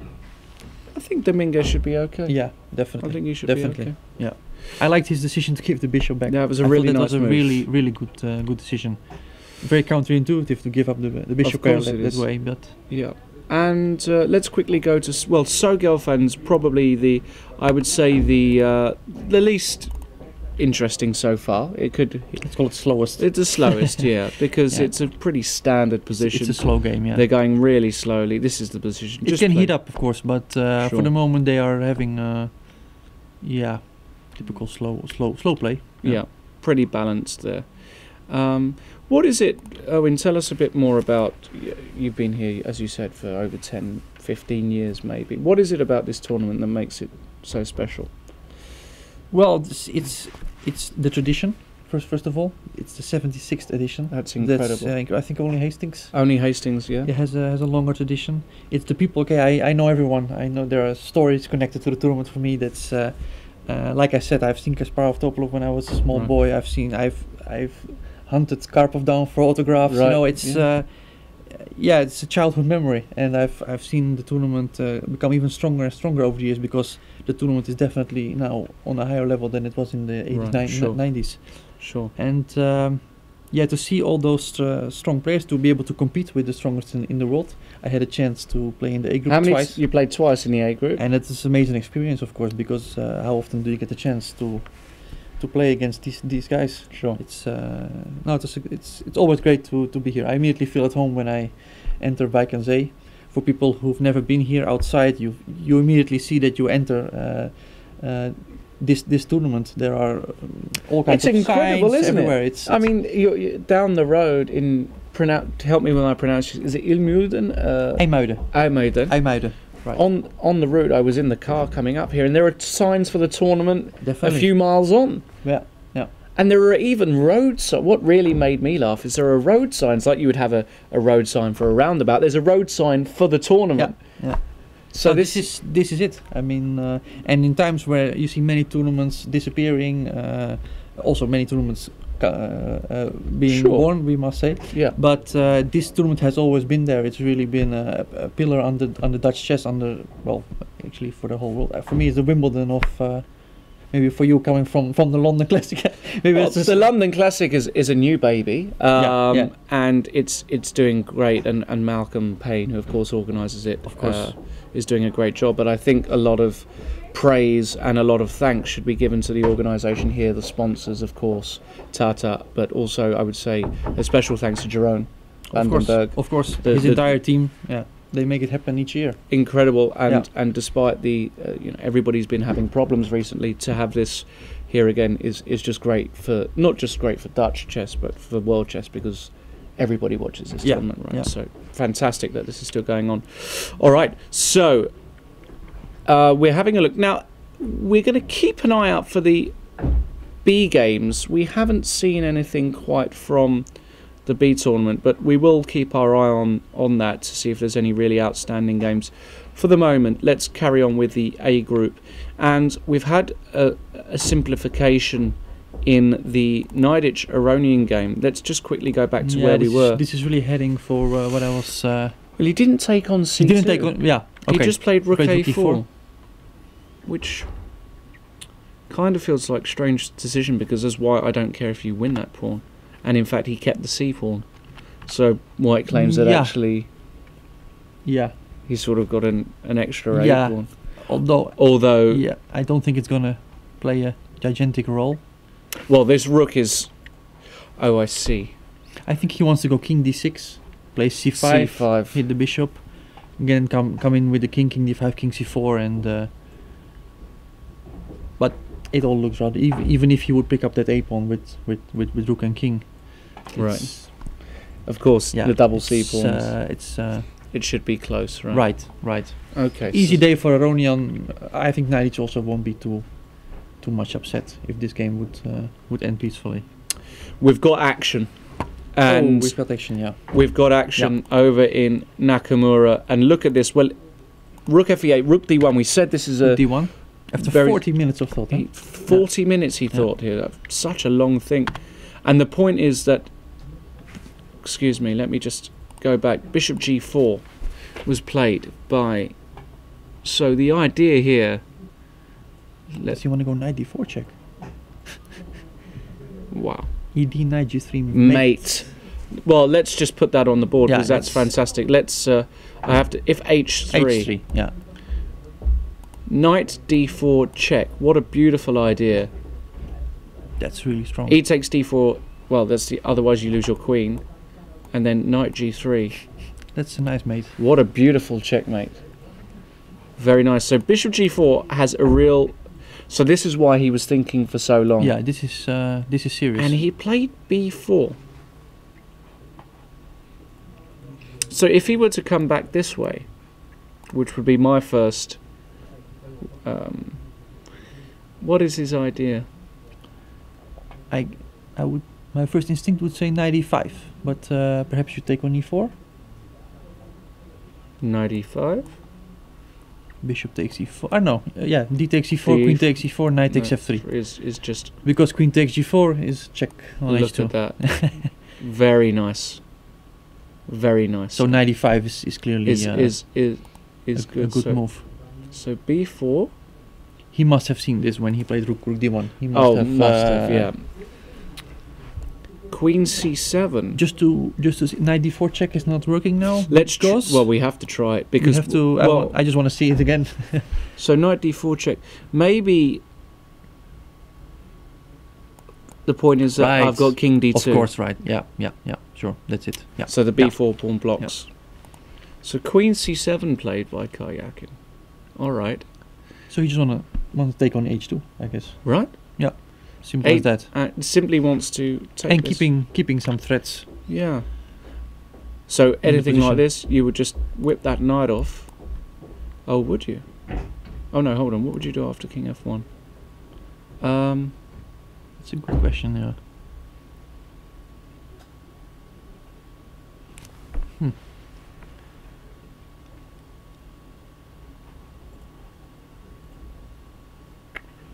So king f1. I'm looking at some ideas like bishop takes f3, g Yeah. takes f3. Queen h2, or knight g5. Yeah, or first? knight d4. Can we somehow block that e file and try to mate with queen h2? But it's Knight- probably too much. Well, is it? ed and Knight now- d2 check. Yeah, something like that. Yeah, Wow. something like that. Ah, but you can play king g2 maybe. Ah, that's a shame. That's a shame. Yeah, That's a real shame. because bishop d2, queen h2. would Queen be h2 is forced nice. checkmate. Huh? It's just. Oh no, you've got bishop e3. I don't know what we're talking then about. we- We're well off. But it was an interesting idea. I Yeah. mean, these are all kind of These are the things that are Yeah. running through his mind. I'm So sure, king f1. and one of them might just work. Of course, you have knight g. Yeah, we can make normal moves like 95 as well. 95. Yeah. 95 is a completely normal move. Yeah, 95 might be the idea. Or just rook e6, just slow, bringing. I think there are many Many ideas. normal ways here. So he played h3, and it's on Karyakin. Yeah. The time is about even now. So, what do you do here? Do you maintain the pin? Well, if I take on f3, Mm-hmm. I think you take with the pawn. Mm-hmm. Maybe we should first look if knight f2 is a move, just to. It's probably not, and then knight d4 afterwards. I was thinking, king takes king f2, f2. knight d4, Oh my goodness. and if you take, it will be perpetual. It will be perpetual check. Look at that for a perpetual check. You can just pick up the pawn on it. That's fantastic. Yeah. So this is So hold One of on the a i- second. one of the ideas. That might not be so outlandish. I- Knight f2. Let's just stop here. it's a good moment to take stock. Yeah. If you, I don't see any other. Bishop h7 in between. So then you stop knight d4, king h8, king takes f2. King f2. Right. How is this? You can play queen h2 check. Yeah, because king f1 would be queen takes h3 and queen takes Right. h7. Exactly. Maybe. Even this isn't. Even this is not so good, yeah. Because the d5 will be D5 hanging is in the hanging. end, and the end game will be Better pretty for horrible. white. Yeah. Okay, but so knight f2, bishop h7 check, king h8, king f2. Let's have a think.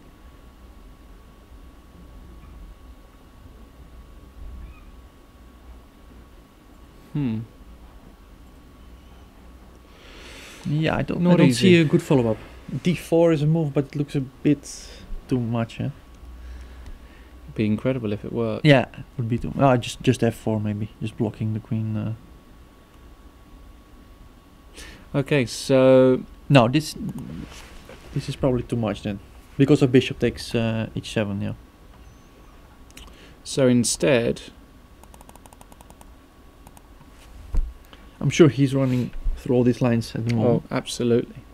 Bishop h5. I think he would be happy with bishop h5 because now he can release. He can play g4. He can release this pin. Bishop g6, bishop b2. I'm guessing that this is what he's aiming for. Unless there is some tactical shot here, I think that this is a. You have to be so careful here with Yeah, white. There yeah, are it's knight f2s, knight Yeah, g3s, yeah. d4. yeah, definitely. I mean, But here I think that he has it under control. He's If got it. bishop h5 is I think he will have to take on f3. I think it's a must. What do you think? I'm just trying to make d4 work here. Aha. I'm trying to make it Oh, you work. mean it's still I don't know. it Maybe might just work? I'm just thinking you might be able to play bishop takes d4. By the way, guys, everybody watching, we aren't using an engine, hence why we are blundering things left, right, and centre. But We're just trying, because I thought... Oh, we're trying to give an idea of what's going through the players' minds. I Right. think it's much more interesting. Exactly. I mean, these lines are running through their minds too, and they are not even allowed to move the pieces. Well, exactly, It's- yeah. And I wanted this to Yeah, work. sure. Sure. I don't know if it is going to work. I thought but you just want to go Queen H2. Maybe Queen H2 is Oh, also just... just Queen H2 immediately. you don't even have to oh give my anything. goodness, Yeah. yeah, absolutely. Because if you have to take on E4, then that's a real big concession. Well, That's- yeah, H3 is dropping. Yeah, that's a serious concession. Uh, But Knight F2 may also work. It looks very attractive too.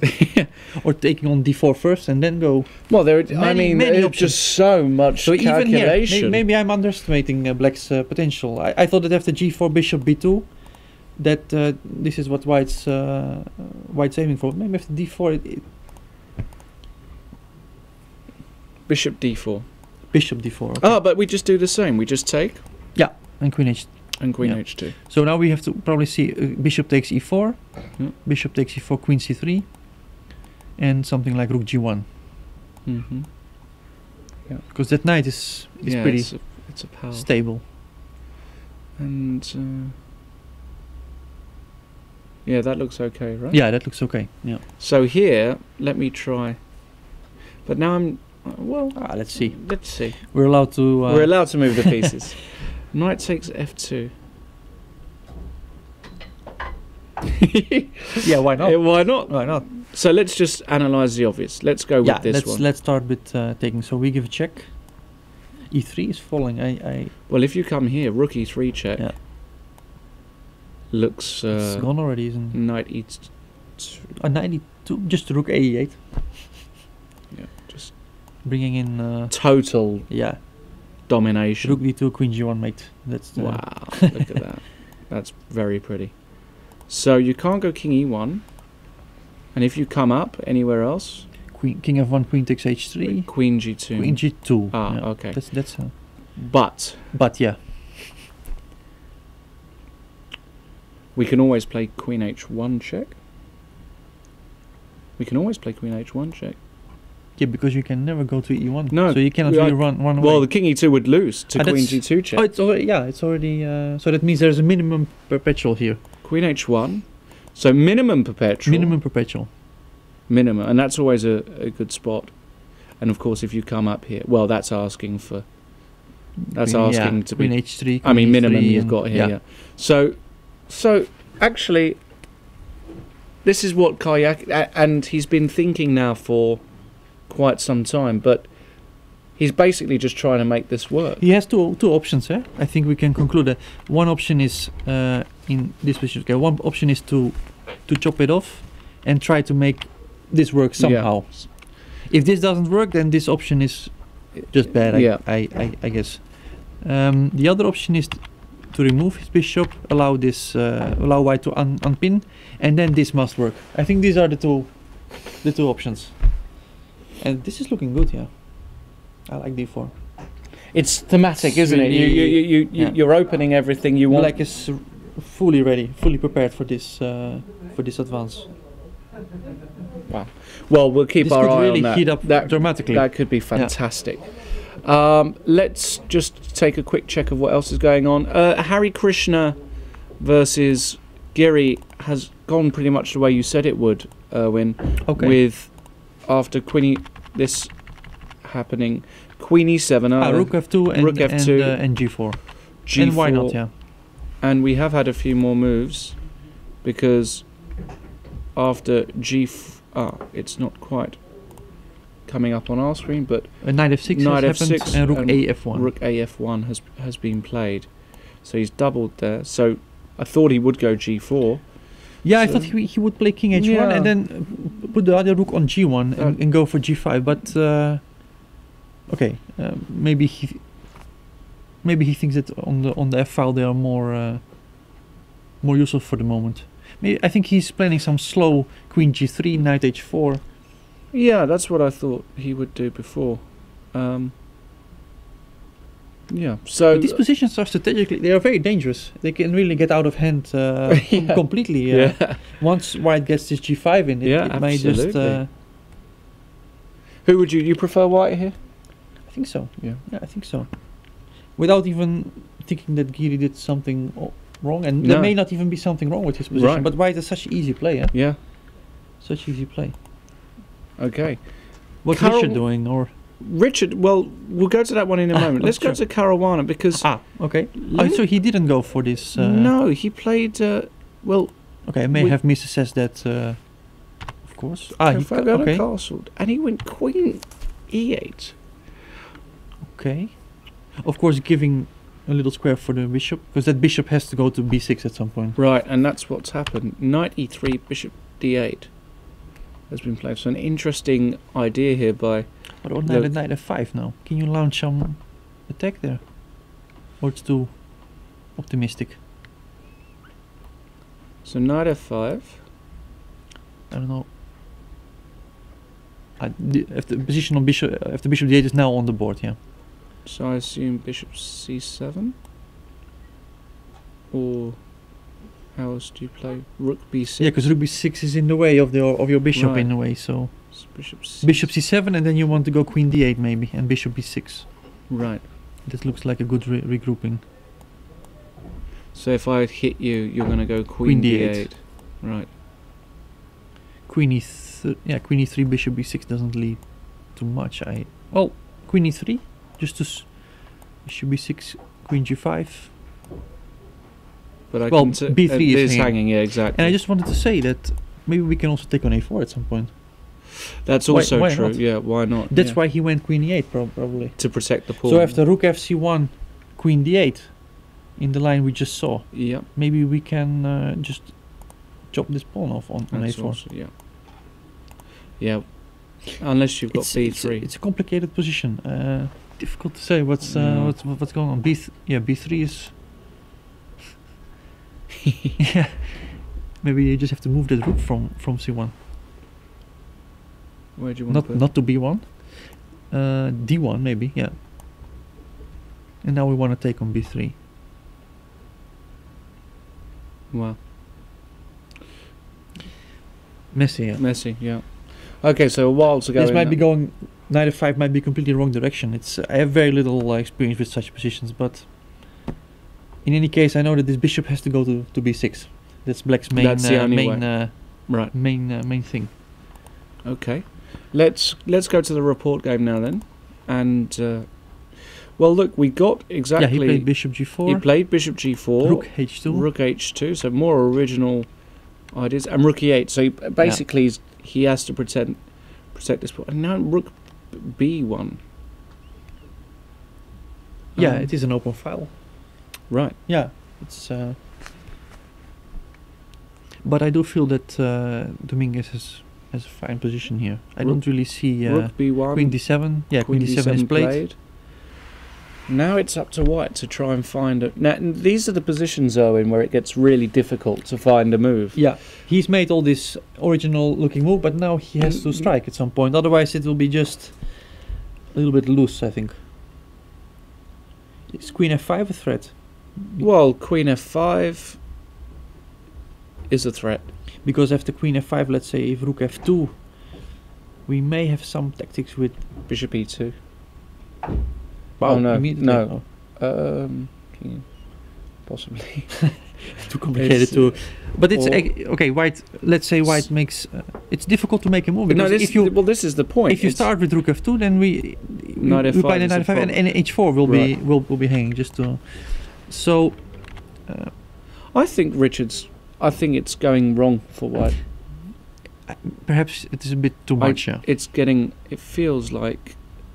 Well, Dominguez is fully developed, fully coordinated, and White's just got this problem of this e2 pawn. I think that White misses his white squares more than Black misses the black squares. King on g8 is very safe. King on e1 might really get in trouble. Yeah, the king is just so open. Yeah, this was not the best experiment so far, maybe, of Richard, this tournament. You know, I thought here after rook e8, I really thought the idea was to castle long. And why not? And just, you can't play rook b8. Maybe play knight b3 or something. Yeah. Try and hold. Yeah, Sure. At least I feel like my king's a lot safer on c1. But Yeah, I would also like to get my king out. But Out from there. Rook b1 and now queen d7. Of course, rook h2 was also pretty extravagant. But I think you have to defend that pawn. Yeah, maybe you'll have to. Maybe I think rook h2 is forced anyway. Yeah. But no, I'm not such a fan of Report's position anymore. Nothing decisive, of course. No, but of course. yeah, Dominguez is comfortable here. Definitely. Okay, and well, in the Aronian game, Erwin, he has played basically again as you predicted. He played. He brought his king up. Of course, in the end game, the king has to play its role. Absolutely, king d6, h3, c5, bishop f6, and he's bringing his king in. I'm still estimating it in the same way. Right. King b3 will come. You will pick up the a pawn, but that extra c pawn won't play any. Is the idea actually? Let me just make a move like king h4. Is his idea to play king b3, king b2, and then provoke c4, and then just play king c2? Something. How is he? But I think if I go here, king g5, for example. Okay, king. Or just maybe rook b1 check even. Okay, king c2. And now to go in rook Just b8 in? or b7. Yeah, I just want to go after that h7 pawn. Rook b8.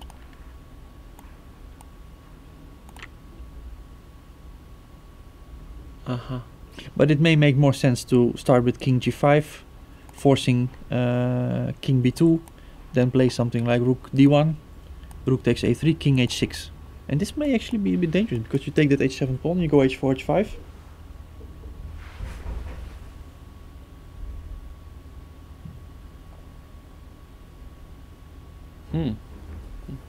At least white is pushing. White is pushing.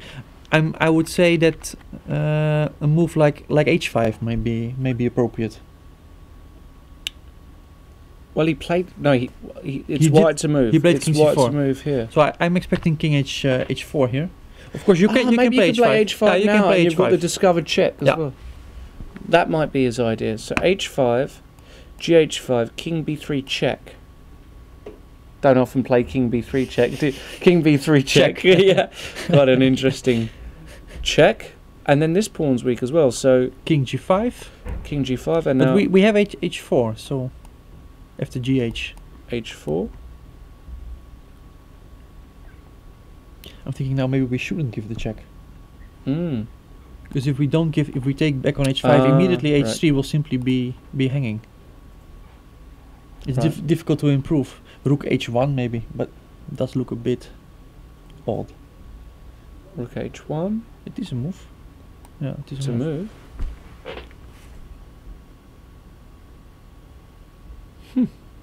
Incredible.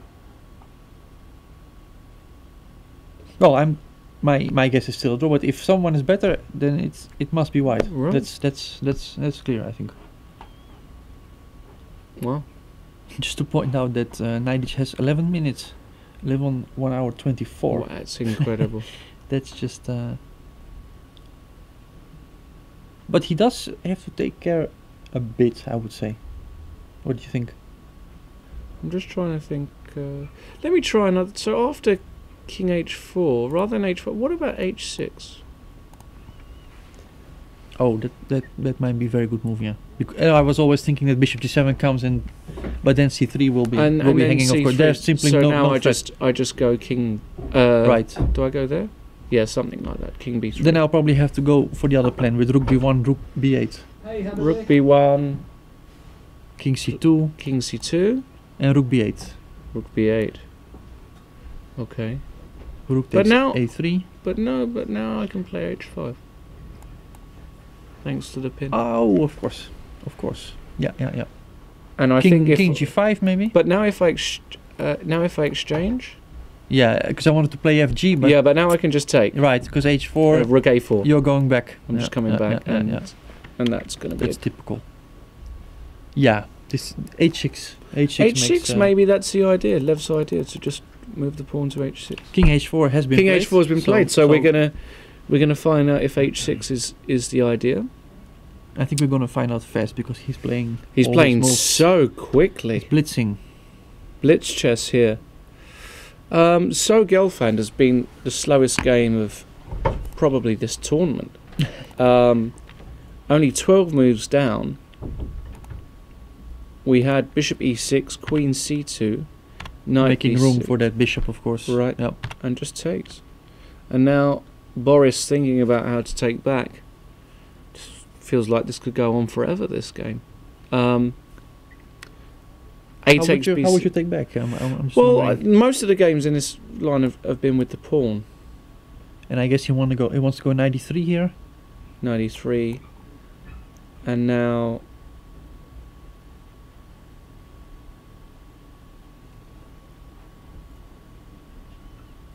Can you play... Well, I was looking at Well, knight. he does have some. knight Oh, he a5. just took on He just on took- d6 with the pawn. So 93, Bishop bishop g5. g5, yeah, like Yeah, Sveshnikov, right? Yeah. So knight d5, I'm guessing. Knight. But maybe But now I could maybe just take on c1 knight a5 or exactly knight a5 straight or away. knight a5. But yeah, g2's hanging. Let's try it this way. Mm-hmm. I take with the rook or queen, Yeah, rook I guess. and then knight a5.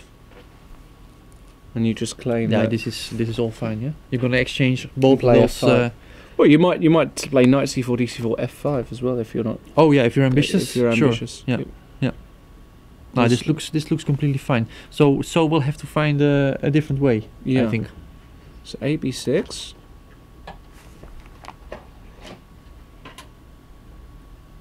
93 looks sensible. Don't really see any other move here. Me neither. Maybe just 93 bishop g5 castle. Maybe just castle. Just castle. Castle, and then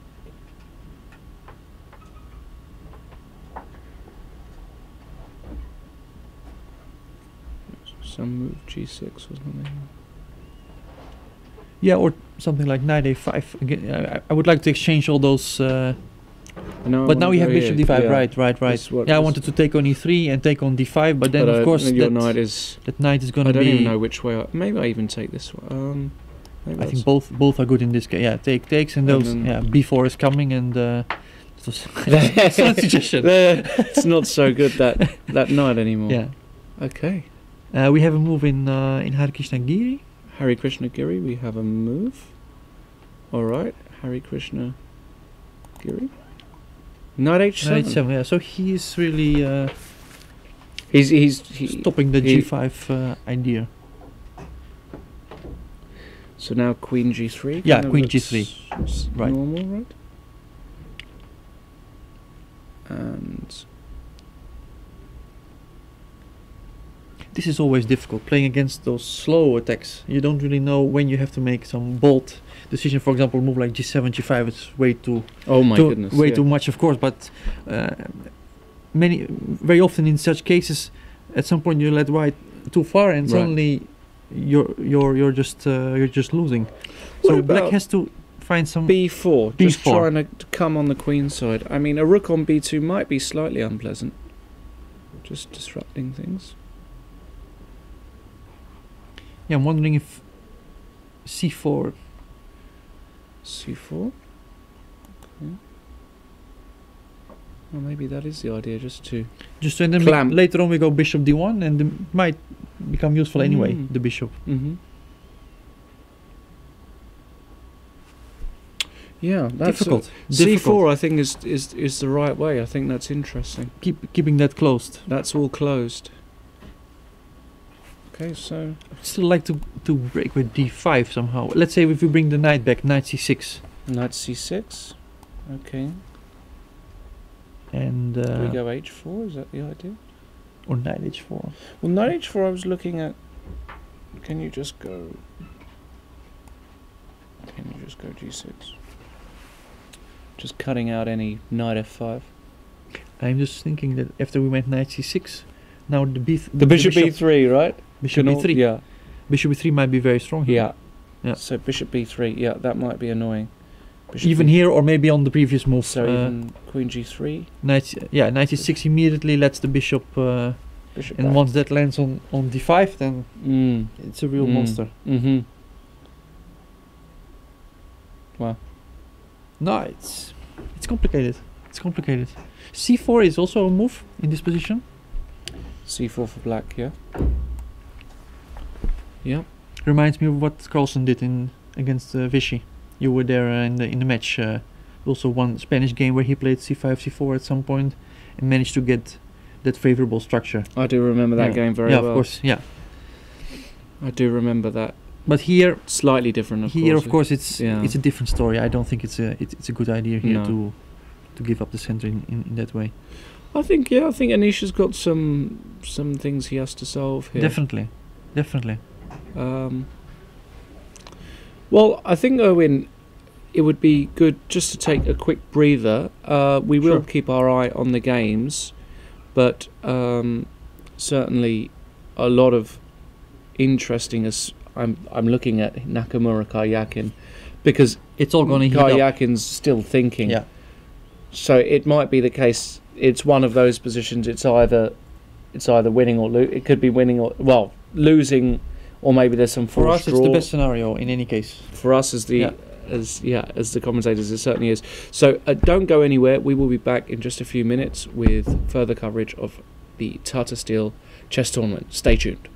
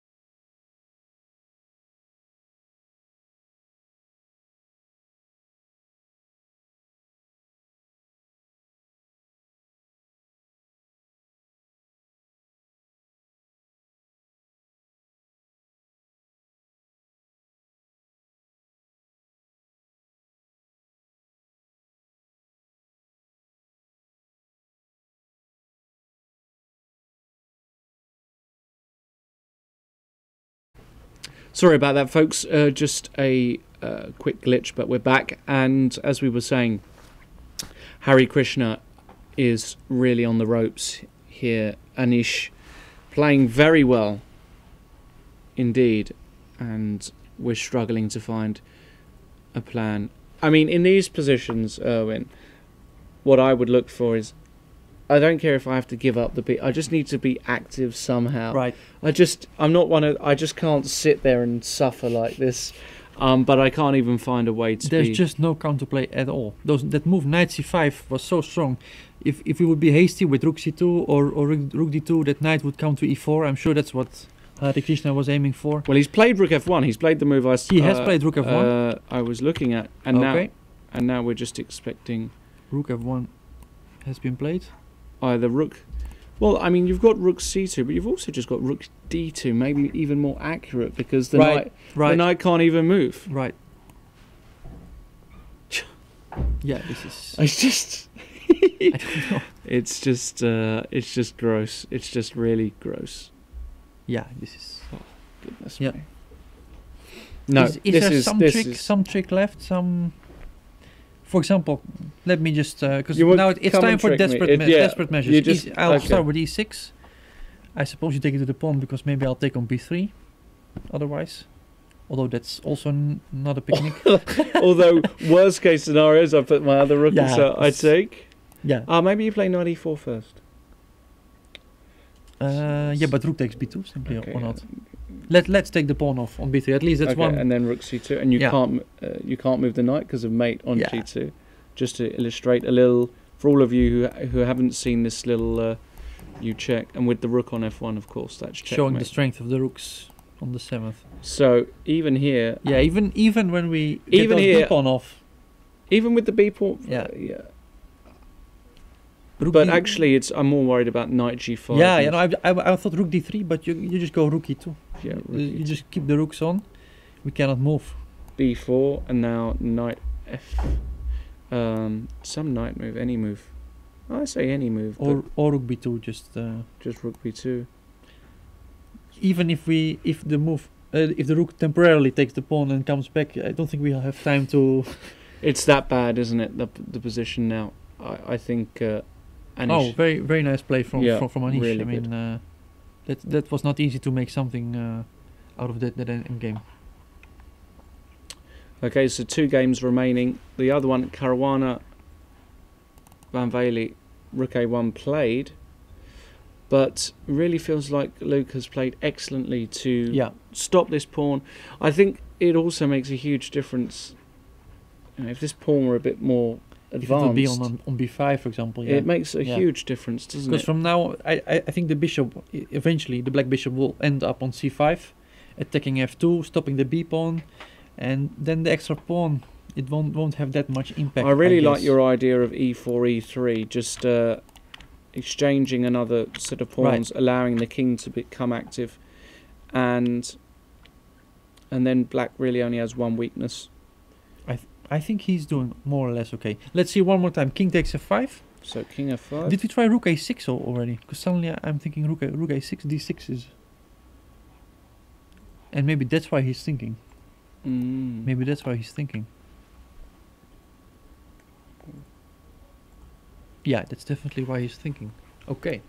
That's a very important detail, of course. If we cannot take back on f5, then we have a really serious problem. What about rook b6? Yeah. Okay, question is of course rook a6. Rook a6. If this ending, how is this ending? Bishop c8 check. Yeah, and now king f1. But we go bishop b4, bishop c5.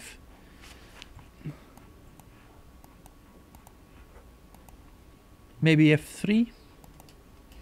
G takes, king takes.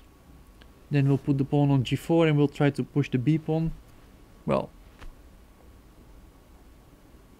yeah, let's say bishop b4, g4, bishop c5, bishop f5, bishop b4, king e4. Just a simple, king d3. Now we'll have to try to get active with king f4 probably, king c4, but I think white is winning. Because we'll have to Or am I too optimistic? Maybe it would make sense because now, for example, in this position, let's say, let's say I went here. Mm-hmm. You go b4, I go e4. You go maybe b5. I'll go e3. At some point, we'll have to bring the bishop back, and we're losing the Right, e-pawn. yeah. So maybe before this whole operation, it made sense. So we went like this, g4. We were like this. Maybe it makes sense to bring the bishop around already to d1, protecting that pawn, and now to go for our plan of pushing the b pawn. And this could be winning actually. I think because e4, b4, bishop a7, king b5. We simply have two passed pawns, and I think it's just winning. For example, e3, king c6. Yeah, that's it. Yeah, actually. it's just it, b5, yeah. b6, and that bishop is very strong on d1. That's interesting. Yeah. Putting the bishop on d1 here. That Very good That may indeed. just be winning. Yeah. Of course, far from forced. This whole Yeah, line, but it gives an idea of what this is about. Of course, king e4 was also a move here.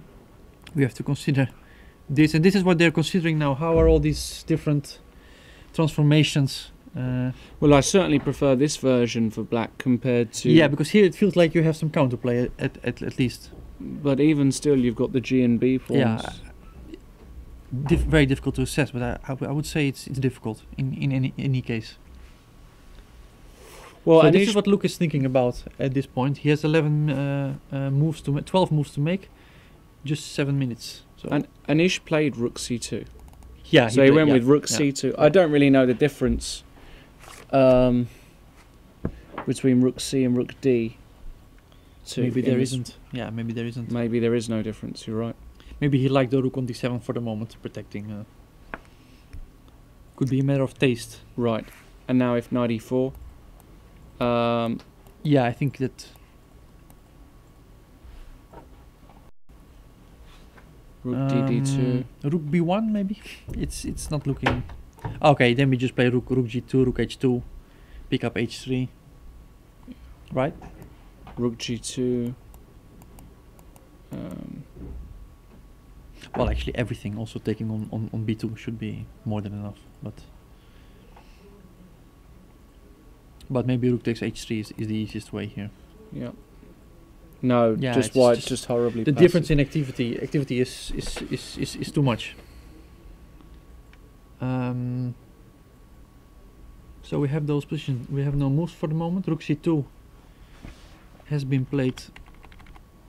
This is the current position.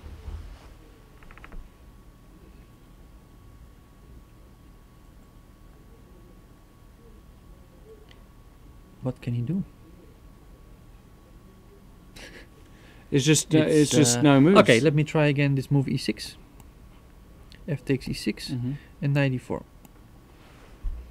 It's just kind of hopeless, but I want to try some rook f6 or Rook f6. What I've got. yeah, at the very least. Yeah, yeah. And this. Rook I takes can- simply rook b2. or even this, no? Just. Because after rook takes b2, rook e6, rook c2, we just. course. It's It's just- over. Yeah, It's it's got- over. it's No, just this gone. nice it illustrates very nicely the difference in activity, how important it is in the endgame. Yeah, These Harry's- rooks are just Harry killing. knows. Harry knows. yeah, he doesn't look happy. No, he knows. Of he course, knows. He yeah. knows it's gone. And he has to try something. I don't know. It's even one of those positions where, what do you do? How can you try something? There's just no not move. even a try, is there?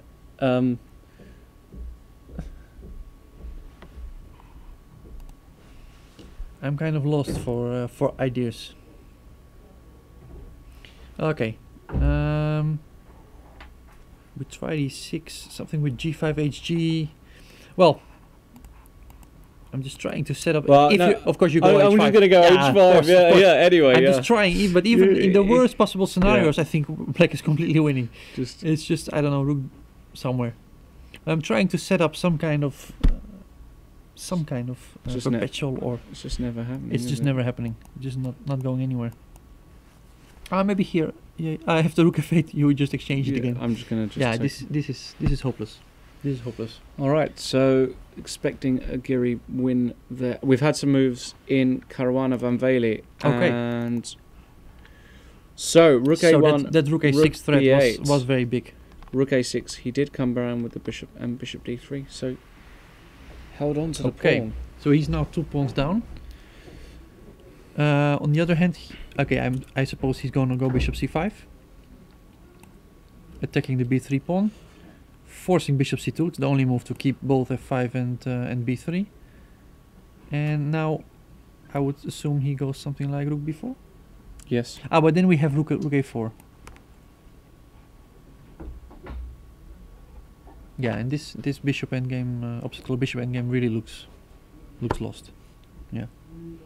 If before we even thought that this position without the f5 pawn could be winning, then Right. no, here it's really. So what is he planning to do here then?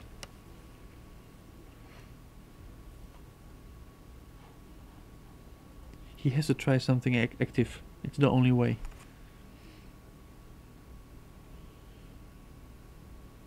What about E4? E4. Okay. Bishop takes. Sorry. Maybe we unclick. Yeah. E4 takes, and now I take. Okay. I didn't see the. I thought you wanted to go rook e8 or something. Yeah, rook is, of course. With a sneaky little rook takes G3. Yeah, no. In this, no, definitely, I don't want to take anymore. I think Okay. that's clear. So E4, Can I go rook a4? and now I just keep on going. Yeah. I have to take it off. And king g2. And how do we? Well, Rook c8, maybe. Rook C8. Rook C8. Because I could imagine rook c8, rook c4, and then I And you can wanna- exchange it, putting the king on e5, the bishop on c5, and maybe Wow, and you could be potentially 3 pawns down in this potentially, endgame. yeah. But actually, No, because the g3 pawn is big weakness as well, so it might not be easy to bring the king around. wow. For example, okay, let's just king f1, bishop c5, king e2. Yeah, it's actually little ways to improve here. I think this is draw.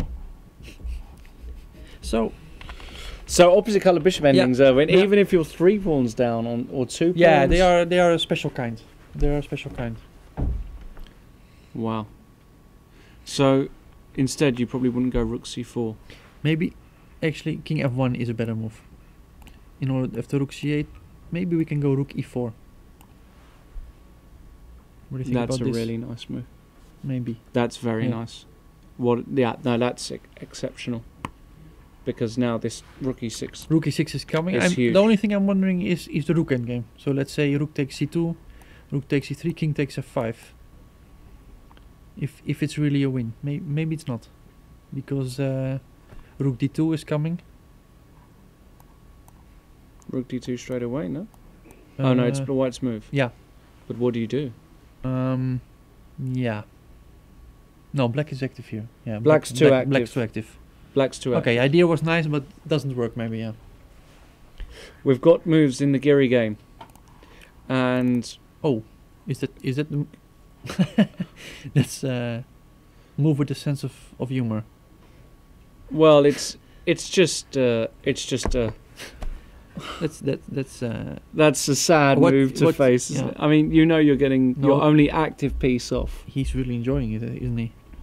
Yeah, well. So if This king, is a move of someone who's enjoying king it F3, himself. you just, I assume he's just gonna take, Yeah. and just Rook c2 looks good. just B2 next and B2 next, and even if you manage to get an ending I think like all the rook this, end games are also even if you got this, And just You king, just- king f8, yeah? come in with, and your pawns are so weak. Yeah, that rook on b1. I know. Just to, I mean, you could take the pawn, of course, but let's just. Yeah, the Ele- pawn and games are not very great either. Yeah, the pawn, and you're just always like. Yeah, they're You all know, going you're off. all gone. Every single one is gone. They're all going. Oh, rook d3, I like this What move. what a. Probably completely unnecessary, Yeah, but absolutely. it's a nice played for the audience. Yeah? Well, Luke has played e4. He has played. He's before. gone Okay. for it. So Maybe his only chance. maybe an He only. has to play active. That's the, I really liked your idea though here. Of how did it go? rook a4 or Rook- Rook a4. because just to repeat that this was, of course, very strong. Not because we cannot counter the threat on f2 with rook a2, but g3 is hanging as well. That's a very important point. Yeah, no, that's important to. he's not going to take that. So pawn. rook a4. Yeah, but what if we start with king f1? I'm wondering now. At least to get out of that check already when e3 is coming. And if you but now we can take on f5. yeah, and now maybe rook a4. Rook b4. Rook b4, of course. Yeah, this is what we And want to have. here, just to, of course, you're not. Yeah. You're not Bishop getting. c5. King e5. King Yeah, e5, anything, yeah. and that's F2 and g3 are too weak to really. Right. You cannot really bring the king out. king f5 here. So this would be good. So king f1 is no. King f1 No, is king not. f1's no good, no. We have to deal with this e-pawn immediately. So we were trying rook a4. I think Rook this a4, is the most sensible. Rook b4. No, sorry, it's not. e3. E3. E3 we yeah. were looking at. That one we have to take, I right? think so. Yeah. Or can we play such a move? Wow. I mean, I never like playing moves like this because I just. Yeah, you don't want to lose control in a position where only you're playing for a win. Although. Rook h8. Trying some rook h2 checks. It's just I just don't believe you have. Yeah, to no, this is not. Let's play the normal option. Bishop takes c3. King f1 was King your f1. move. What a move, and then rook c8. But this is. This is what we have. This The is the rook endgame. Yeah. This is. But after rook c8, we can also try bishop d3, maybe just slowly. So we want to take on g4. If rook c3, we want to just play king e2. This looks winning. This looks winning. What do you think? And you're going to give up the. Even b- yeah, because we get Give g4. up b4 to come in rook g6, Right. and yeah, that's loads. That's lots. Yeah. Maybe, just maybe this is the way for Fabiano. Yeah, that wouldn't surprise me. Let's go back to the other game. Harry Krishna needs a miracle. That's the moves we were just making. Apart from rook d1, I think we were trying king d4, rook c2. Okay, so rook d1. He's just. I gonna don't play think there's a big difference. this anyway, no.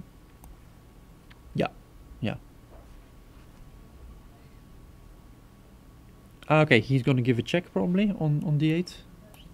King g7 and rook Camera b8. in the back. Yeah. b2. Knight e4. Oh, knight e4. If knight a4, we have knight f6. But we can just. Yeah, but now the we rook can't is- get in. Now the rook is very active, and I think now the rook endgame might be just a draw. Wow. With that rook on b1, of course, it was. Okay, let's. Yeah, so this is Care is definitely required. rook d1 is. Yeah, we've noted that before. These guys, they never resign.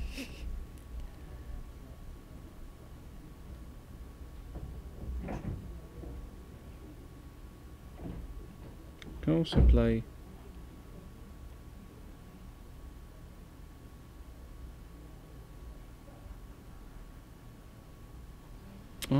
Interesting. Maybe king f8, king e7. How is that? King f8, rook d8, king e7, and then just rook c2, king e6. So just trying to pick up the e-pawn. I like that move a lot. Just not letting that Yeah. king get caught. But this is very good defense from Harikrishna. He's Rook trying d1, rook d8, trying to activate Right. what we've been trying to do the whole time. So after check, king e7, rook b8. I would expect rook c2. But again, knight d4. No, this is some care is required here. I think that Anish will take some time here to really be sure. Because like we said, I think that this endgame. But now the king's more active, no? Or is it not? Maybe it's so for example, where are you going to go? Check? Yeah. Okay. We'll have to give another one. And maybe king d5. Okay. Check. King. It's difficult. Yeah, let's say c5. Oh, of course, it's on the edge. It might be just lost. It's wouldn't surprise me at all. It might be. For example, can I play just rook h2 now? Then you go back. But okay, that might not be anything. No, that might not be much. No, I thought that I'm just going to take on h3 and then go after the g pawn as well. So he's trying to activate his rook. That's definitely the way for white. What about? Is it so crazy to play this move here? No, definitely not. Yeah.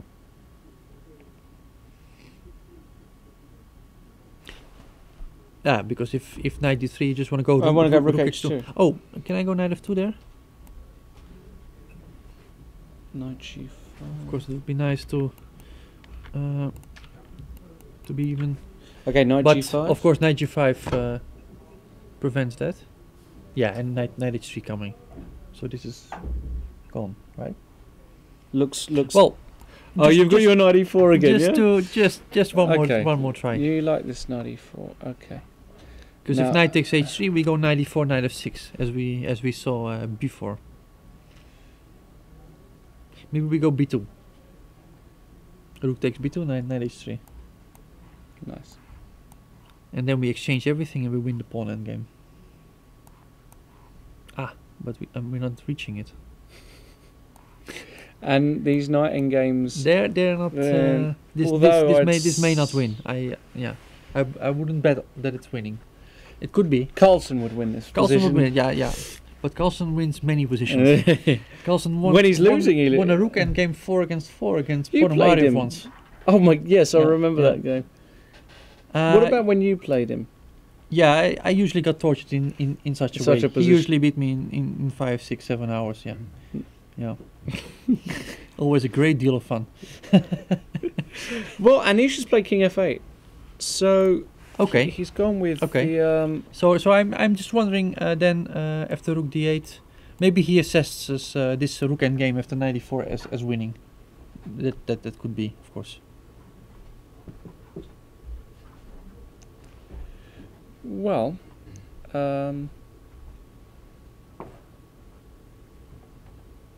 what were we playing? Rook c2. Okay, let's not allow you to play knight e4. Let's play rook b1. Oh, yeah. Let's play rook b1. That's more like it. And then knight e4's. Yeah. No, of course, yeah. And if king d4, I can always just play b2. You can play b2. Yeah. b2. The point is, if you take here, I play check and I queen. And queen. So b2.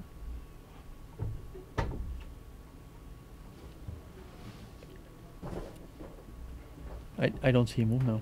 No. It's just so rook b1. I mean, you're going to go knight a4 and remove the rook. Right, knight a4 is my threat, and then rook. That's it. Rook then. somewhere. Yeah, no, this move rook b1 is very accurate. Well, rook b8 is on the board, so let's see. Yeah, we're expecting rook b1. Yeah. Okay. So king f8 on the board, rook d8 check. Yeah, king king e7, e7, rook b8. Rook b8, and rook c2 he played. Okay. Oh. Okay, that surprises me. Allowing this knight e4. I'm sure knight e4 will come now. Okay, that's kind of surprising to me.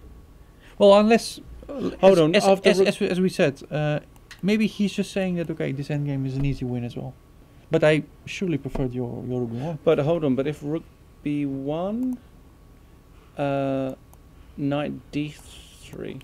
Yeah, I thought that you were just going to take and go rook h1. h. Well, yeah, this was originally. Yeah, then That's it, That's right? it. That's totally gone, isn't it? That's it. Yeah. Once you win this one, you can even start just... Yeah, 2 pawns is too much. really too much, and the pawn and game. Well, I'm really surprised by Anish not taking a bit more time. Yeah, he played that move fast. Yeah. Well, difficult to say if it really spoils in anything. We can just go. We don't have any moves yet, so rook d8. But we know that this is the position currently on the board. Knight e4 will come. Yeah. That's for sure. And yeah, it's a pity to exchange those knights. And he's played it. He's played it, yeah. Yeah. Yeah, sure. It's his only chance, I think. He will have to take it off. There's no other. Otherwise, the b pawn is just lost. Yeah. King takes. Some small hope. Phew, it is very difficult to assess it just like that, yeah. It's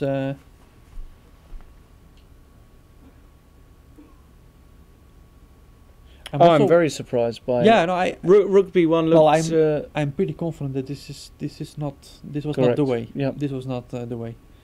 I mean, we've seen Rook b1. That was just clear. So, okay, they have exchanged the knights. This is the position on the board right now. Rook c3. Is that extremely subtle? I'm guessing h4 and. No, it makes sense to push the pawn as far as possible. Okay, let's go to the other game. Yeah, meanwhile. yeah. Before and yeah, because there's a lot of moves in that game look at as that. well. So where were we last? So, okay, so we looked at e4. Yeah, more or less the A4, entire line happened. The exact line we looked at: King f1, Rook c8, Bishop d3. This is your move. Thank Rook you. g8, and now Rook e4. That's a nice move. So. Yeah. No, they entered the technical part of the game now. It's losing. It's just gone. Yeah, it's gone. Yeah, it's gone. Well, King f7. Well, he can be 3 pawns up. He can just take on d6. Yeah, I'm wondering what he will choose. I think there are many different ways at this point, but Rook d6 looks easiest. This is the type of position where Caruana excels, is technical positions. Small tricks, we've seen it against Karyakin, this Catalan game. Rook d6 just looks, I don't understand what he's thinking about. You know, 3 pawns, the g pawn could be 4, it could be 4 pawns. Bishop b8, let's try bishop b8. Okay, bishop b8. Counter threat. Okay. King f6. And king e5. We'll take it off. This is your idea. Okay, and now I want to be... And then we're losing because we're 2 pawns down, but it improved a bit. It really improved.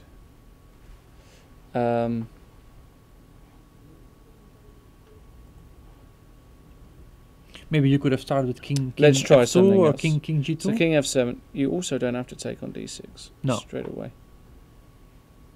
Rook g6 is also perfectly fine, I think. Because you have these 2 passed pawns. Oh, they're too far away, right? But then you would go rook e8 for sure, right? Yeah, and then we just take the pawn on g4 and 3 pawns should be enough. I think either rook d6, rook g6. I think everything. I think everything must be Everything. winning. At this point, everything. So rook d6, bishop b8, rook d7, king f6. I'm guessing such a... King f2, just...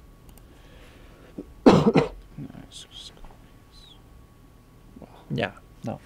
It's got to be gone, right? No, I think I like rook g6 more, but it's a matter of taste. Maybe rook h8, rook h2. Well, if things go to plan, that means we would have 5 decisive results and only 1 draw today. And that draw was extremely fighting. Yeah. So, really, a lot. Oh, we're lucky. We've had some special games today. You've had some very good influence on the games. Well, I'd like to think so. Don't underestimate your own role in this. In this day. Unfortunately, I don't think I quite. But for everybody who is just perhaps logging in really late, I would really recommend that you go to the website, check out the games, check out the commentary from before, because it's been a really exciting day, tough to call, game of the day. So many good games today. I mean, move of the day, maneuver of the day, Aronian, bishop A8. Yeah, how to call that? Maneuver, concept, whatever it is. Of the day. Bishop A8, C6. Don't show it to the beginners because they will not get the right message. But that was great. Yeah, that was great. Well, Anish, he's really botched. I mean, I'm confident it's still winning because I'm not confident at all that it's still winning. I'm definitely not sure at all. Really? Are you sure it's winning? No, of course. At this point, I'm not sure. I wouldn't be surprised if it is, but I'm definitely not sure at all. What's the position right now? It is. Oh goodness. Oh, we have. We've had some delay in our. We can just make the moves so manually. King F8. Rook D8 check, King E7, Rook B8. Yeah, Rook C2, which we don't like. Knight E4. It was taken. B2, H4. So he's trying to get some kind of counterplay, I suppose. King D7, H5, G5. Okay.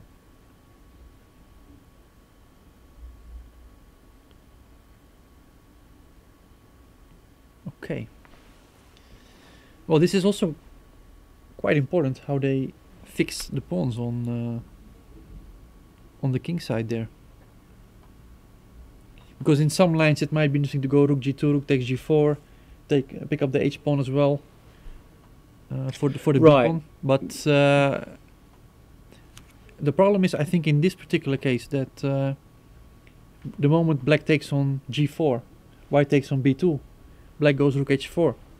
There's immediately King D5, Rook B7. You're very active, or King F5, maybe King F6. So let's have a look. Well, yeah, let's make a King few D5 was played. It was played, okay. So let's say you give a check. You just come back, and if you go Rook G2, you just want to come back again, right? Yeah.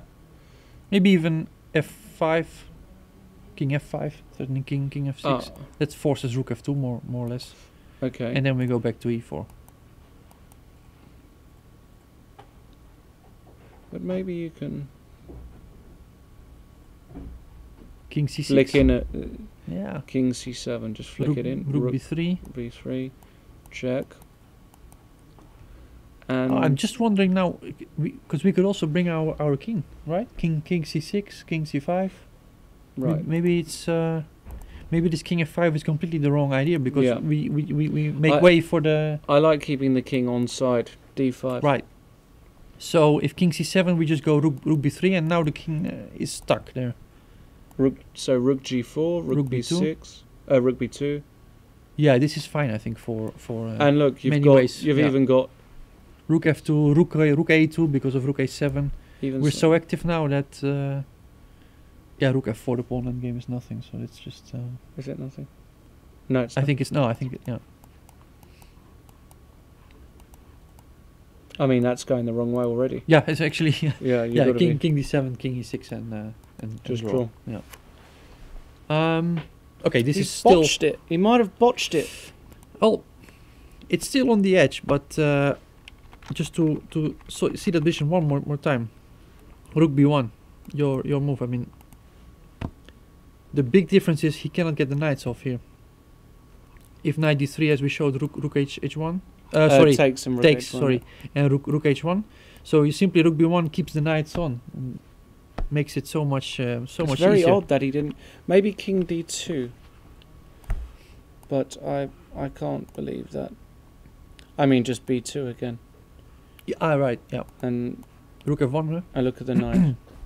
And Knight D1.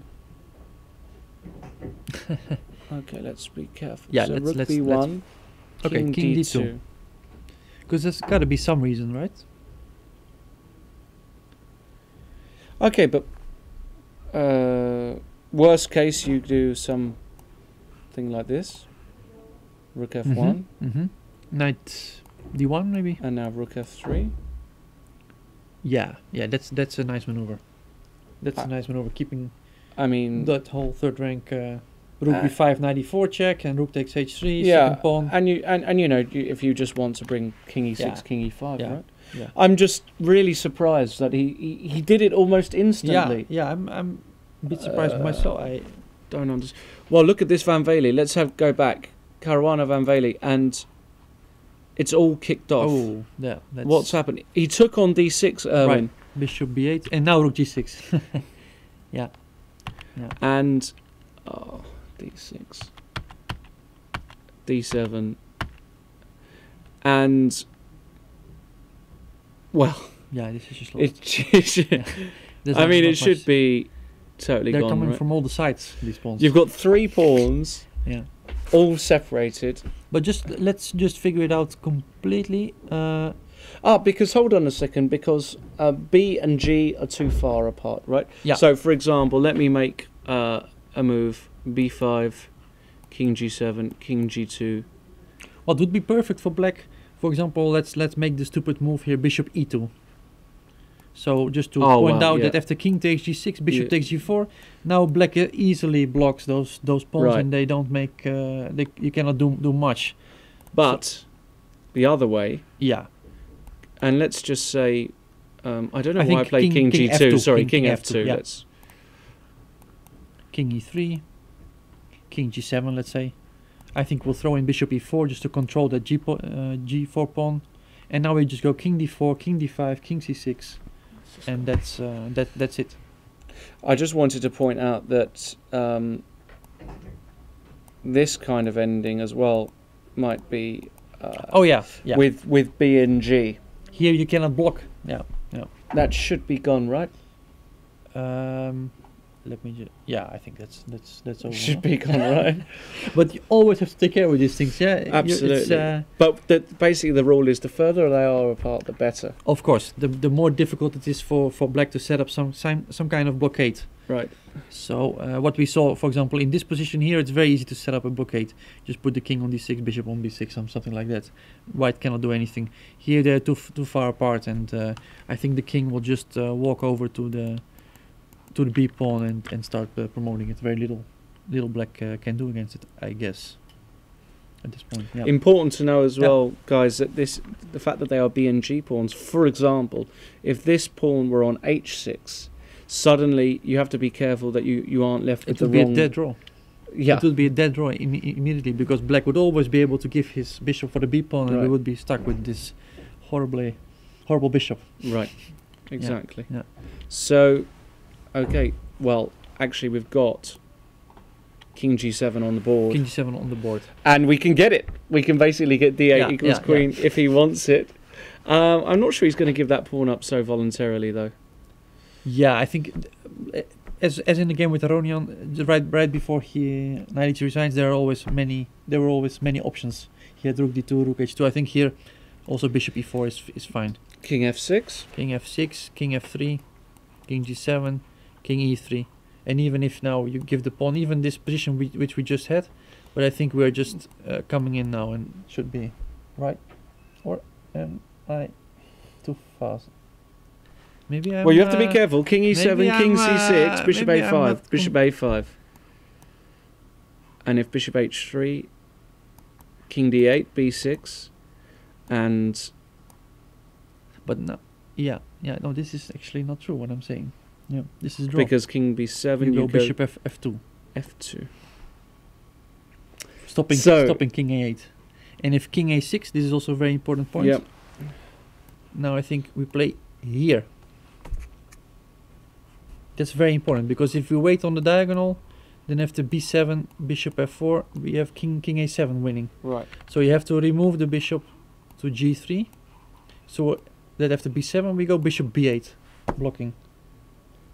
That's a draw. And if king a7, bishop f2, we have to go back to f2, and it's secured. Very well known ending. So actually there are ways to go wrong. Yeah. There are ways. Yeah. We are bishop f5.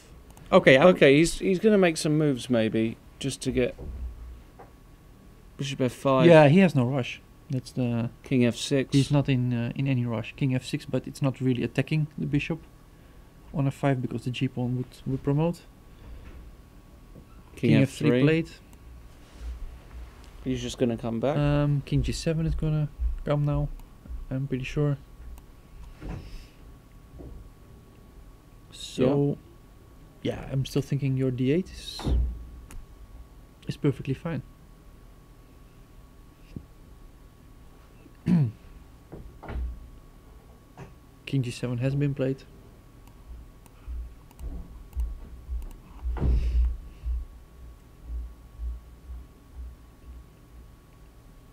Yeah, I think that his point is that after d8 now, bishop takes d8, king takes a 4, king f6, king e4, King f4, right. and king e4. And king e4 and...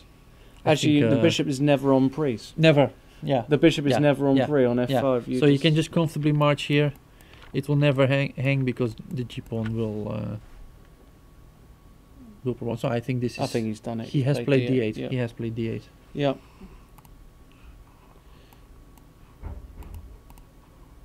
Yeah, and they are just too far apart, those pawns.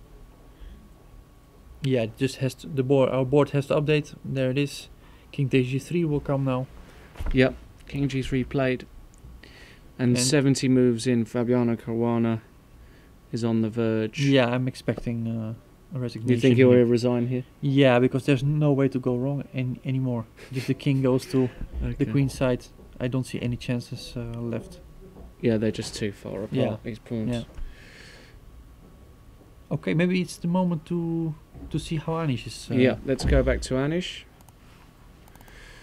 Oh wow, king c5. So he's stayed on side here. Oh, that's a good point. Because I was always afraid of king e6, but you can go rook e8 check. Right. King d7 and back to b8. So this is the if position king they have right now. c7, rook b3, Right. rook f2, just king d5. King d5. Yeah.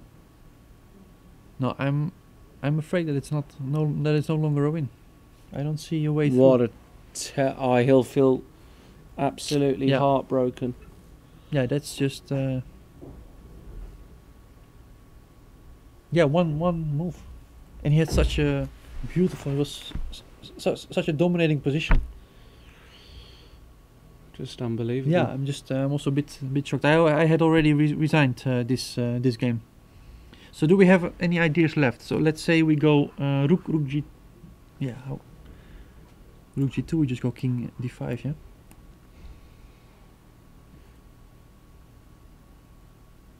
I just don't see any idea here. What if we make a waiting move, little waiting move? Kings. Maybe this is interesting, because what is White's next move?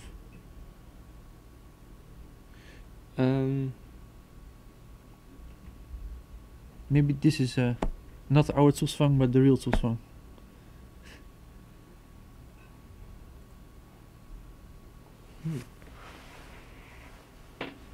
Okay, rook b6.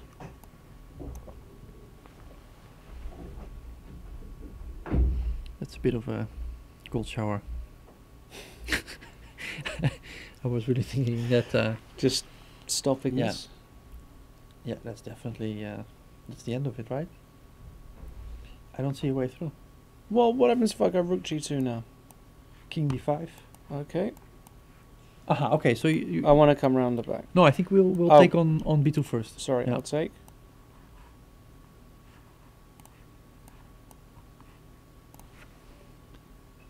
Because that's a nice sample line, I think. Rook h4, and we give a check. King f8, e6, takes, and even with 2 pawns up, I think we're fine, right? We're just checking our way through, or are we? King e8, you mean? Yeah, just king e8. Just king e8. Okay. Yeah, that's definitely true. Yeah. Okay, too optimistic. I was just going to illustrate the best way to make a He's draw. played rook b6. He's just played rook b6. So king e7 has been played. Okay, king e7. Let me just click here. That's easier. Rook b6. Yeah, that was the only move. And so rook g2. King d5. Rook takes g4. Yeah, because it's pretty important that this is that this would be making a draw. So rook b7 check. This is all clear, I guess. Yeah. King f8. E6. What else? E6 is the move. Takes. has to go off. Takes. And rook takes h5. Well.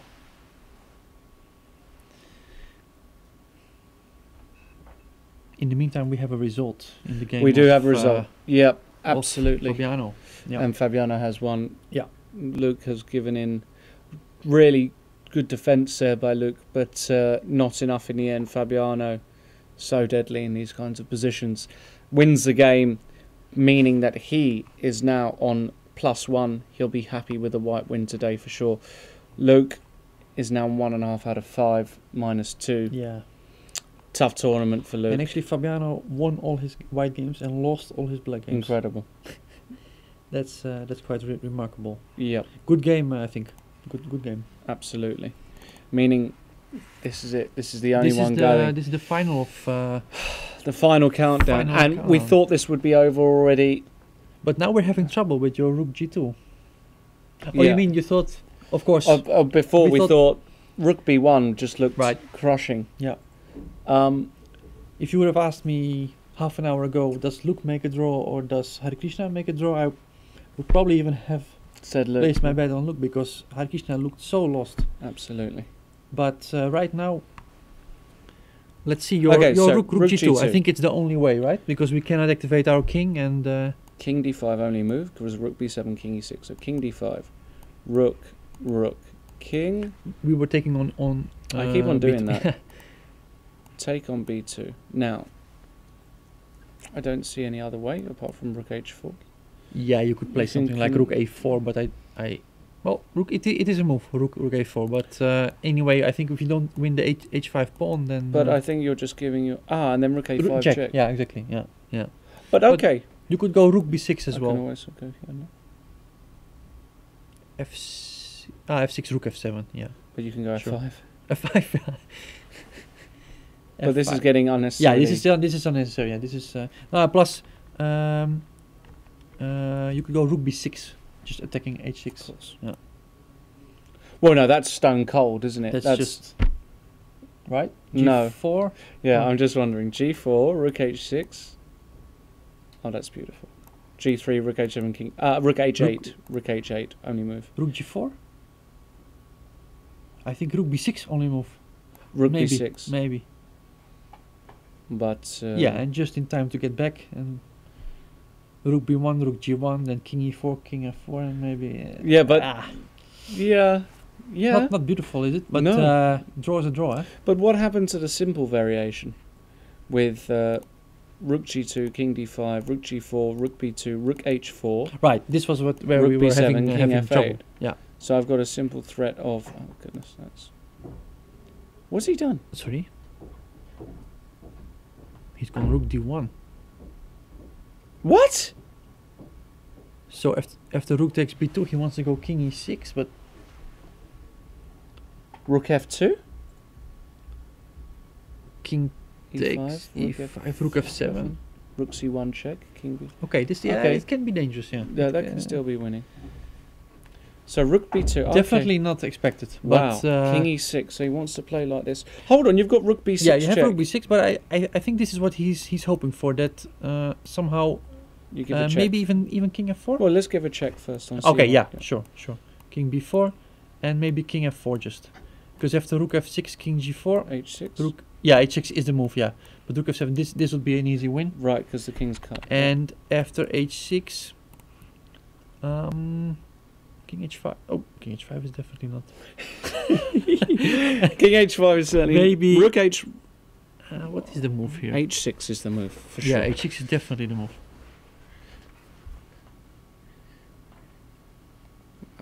Difficult, huh? Let's have a look. Yeah. King e6. King e6 has been played. Rook so rook b2, takes b2, king e6 king has been e6. played.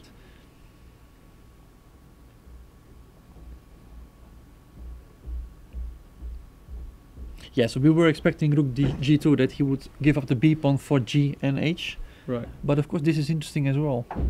White king completely Let's out try of this c5. again. Rook Yeah. b6. King e5. King e5. Rook h6. Now, this feels correct, giving Yeah. pushing him the king. One file. Now, maybe not king f4, maybe rook g1. Oh, of course. Yeah. Yeah, that's it. That's already the end of the line, I think. Rook takes g4, rook h4, and then f5. Just pushing them. Maybe he had it all under control. But I think rook b6 will not come. I think that he will go rook f2. Because I think he will go rook f2. Okay, so king e5. Yeah. Oh, you've also got rook d5 check, rook takes e5. Yeah, but then that's that 3 against allows 2. It allows king d. But then you've got f5. Yeah, you're right. That might be just. Yeah, that might be rook just. e5, king d4, f5. Oh, I was thinking also this. Or is rook e1, yeah. because or we just rook g1. just rook g1's coming, yeah. No, absolutely. And if rook g2, then probably your move f5, isn't it? Yeah, and with the king. G takes f5, with king the takes king f5. cut. We're gonna go g4, king g5. g5. And Yeah, no. Okay. So maybe we've just looked at this the wrong way. Maybe Anish had it all worked out. Rook takes b2, king e6. Is there any other way to play? Of course, that king on c5 is. It's the wrong side. It's the wrong side. Where's he going to go? Well, he's played rook f2. He's played rook f2. Okay. He's played rook f2. Oh. Rook f2 played. And now. I'm expecting rook d5 check. That. To me, that just looks. I mean, king takes c5 might be, but I wouldn't like to give up f7. Oh no, rook f5 check. No, I mean in the previous. Oh, sorry. Yeah. Oh, you mean king e5 right here? Still might be winning. Still might be right.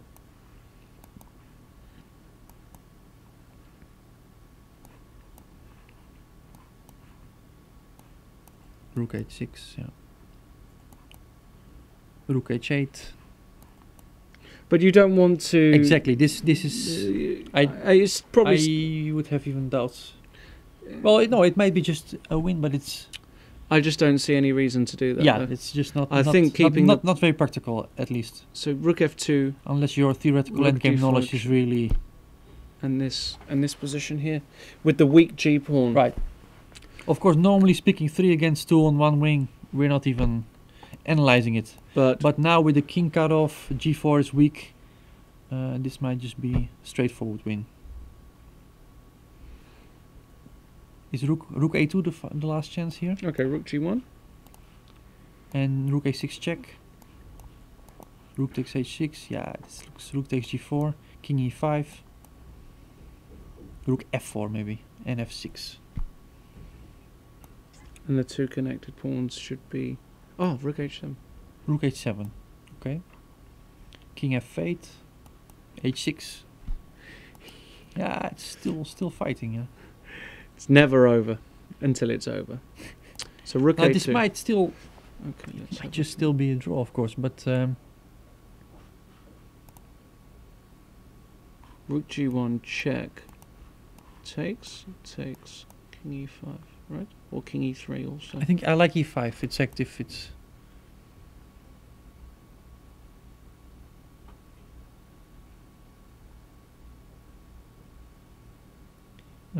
Rook a4 I could imagine maybe, and rook wanting to play rook a5 check.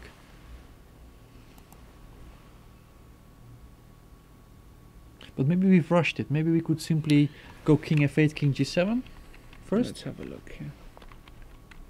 Rook f2. So this is the position on the board right now.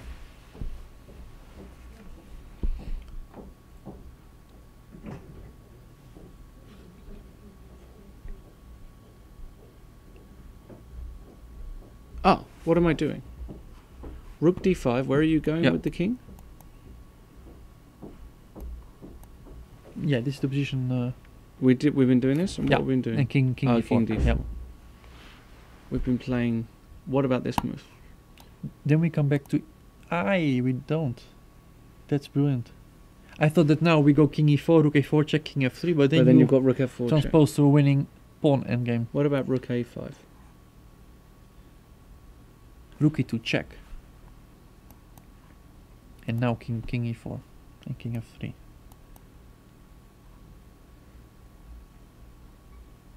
Awkward check. Oh. Okay. So rook f2 back, or No. rook b2. Now you give another check. Now I give a check. Right, I king drive e3 you back. and king e6. And king I can also take on g4 and go. Oh no, because I've got rook f. Rook f6. Yeah. So, but yeah. king e6 here. And if rook g2, we can go even king e5. We can go king e5. Because if rook f2 back, then rook a3, rook a2, and. I think it must be winning. I think it's winning. So we're still thinking that it's going to be a win, but I think it's clear that rook b1 was stronger. Yeah.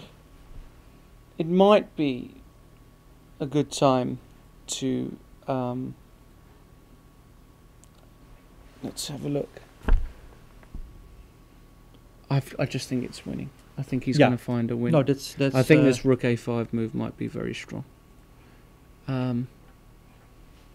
Although you can never be certain, can you? No, these end games they are really very very difficult to assess properly. So rook f2 is check. on the board. Rook takes e5, king d4. Because we're threatening rook e4 checks. Right. You've also got king d3.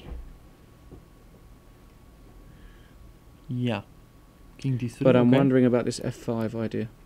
Although I'm wondering also about rook a5. The same. It's just the same. What's the there is no difference compared to? Well, there isn't a check.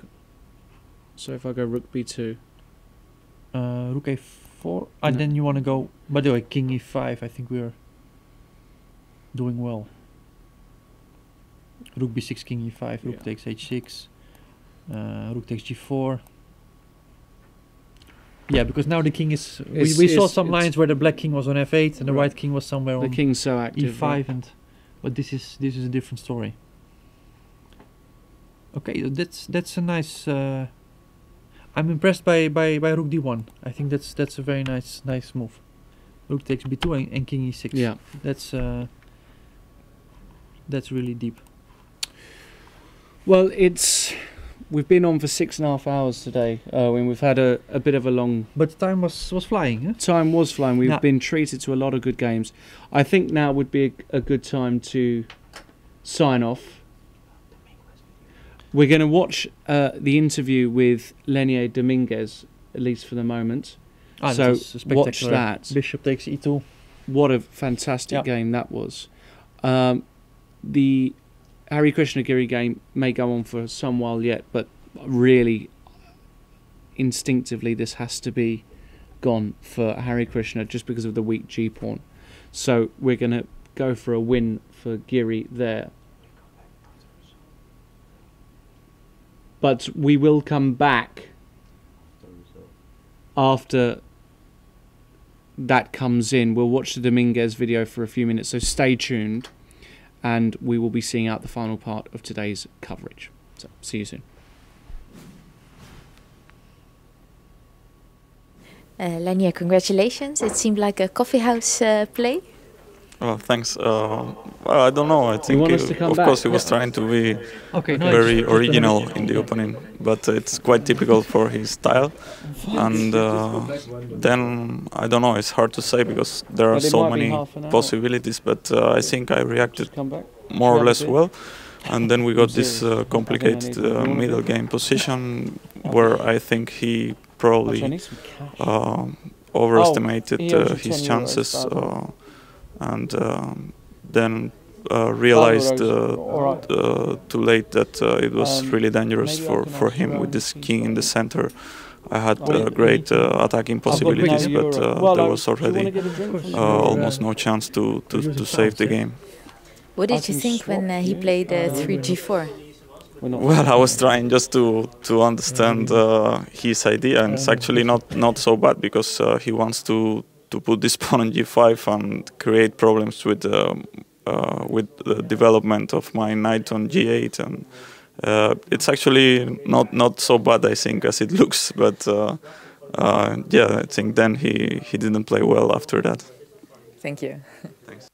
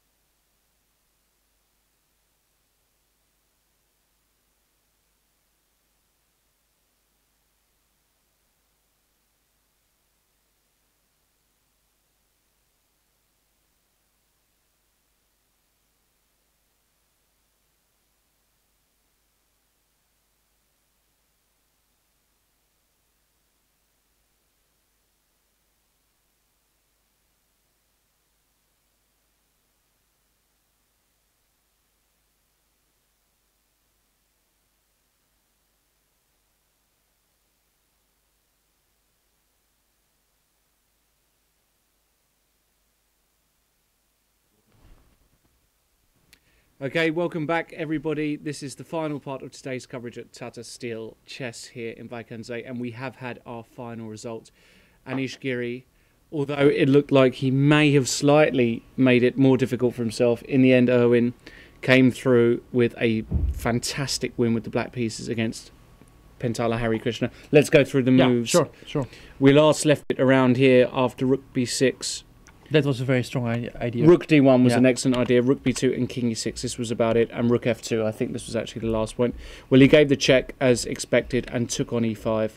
And after King D3, another move we expected. I like this transformation a lot. So after G takes F5, King F6. King F6. Now, this is an interesting move because why can't you take on F5? I'm not entirely sure it's even necessary, but I like the move, King F6. Maybe he was afraid of Rook A2. Rook A2, and he's worried about something. Although even here, Rook F6, maybe. King E5. Anyway, I like King F6. King F6 is good too. Avoiding any kind of complications, he's ready to go G4, King G5, and both pawns will probably fall. And Rook A2, King F5, Rook A6, and now the key move, Rook E6. Just control. And the pawn ending, this is a very well-known move in this particular pawn ending, gaining the opposition by force. And after King F3, not King F5, but King E5. And we'll just go over what happens. If King G3, you don't go King E4.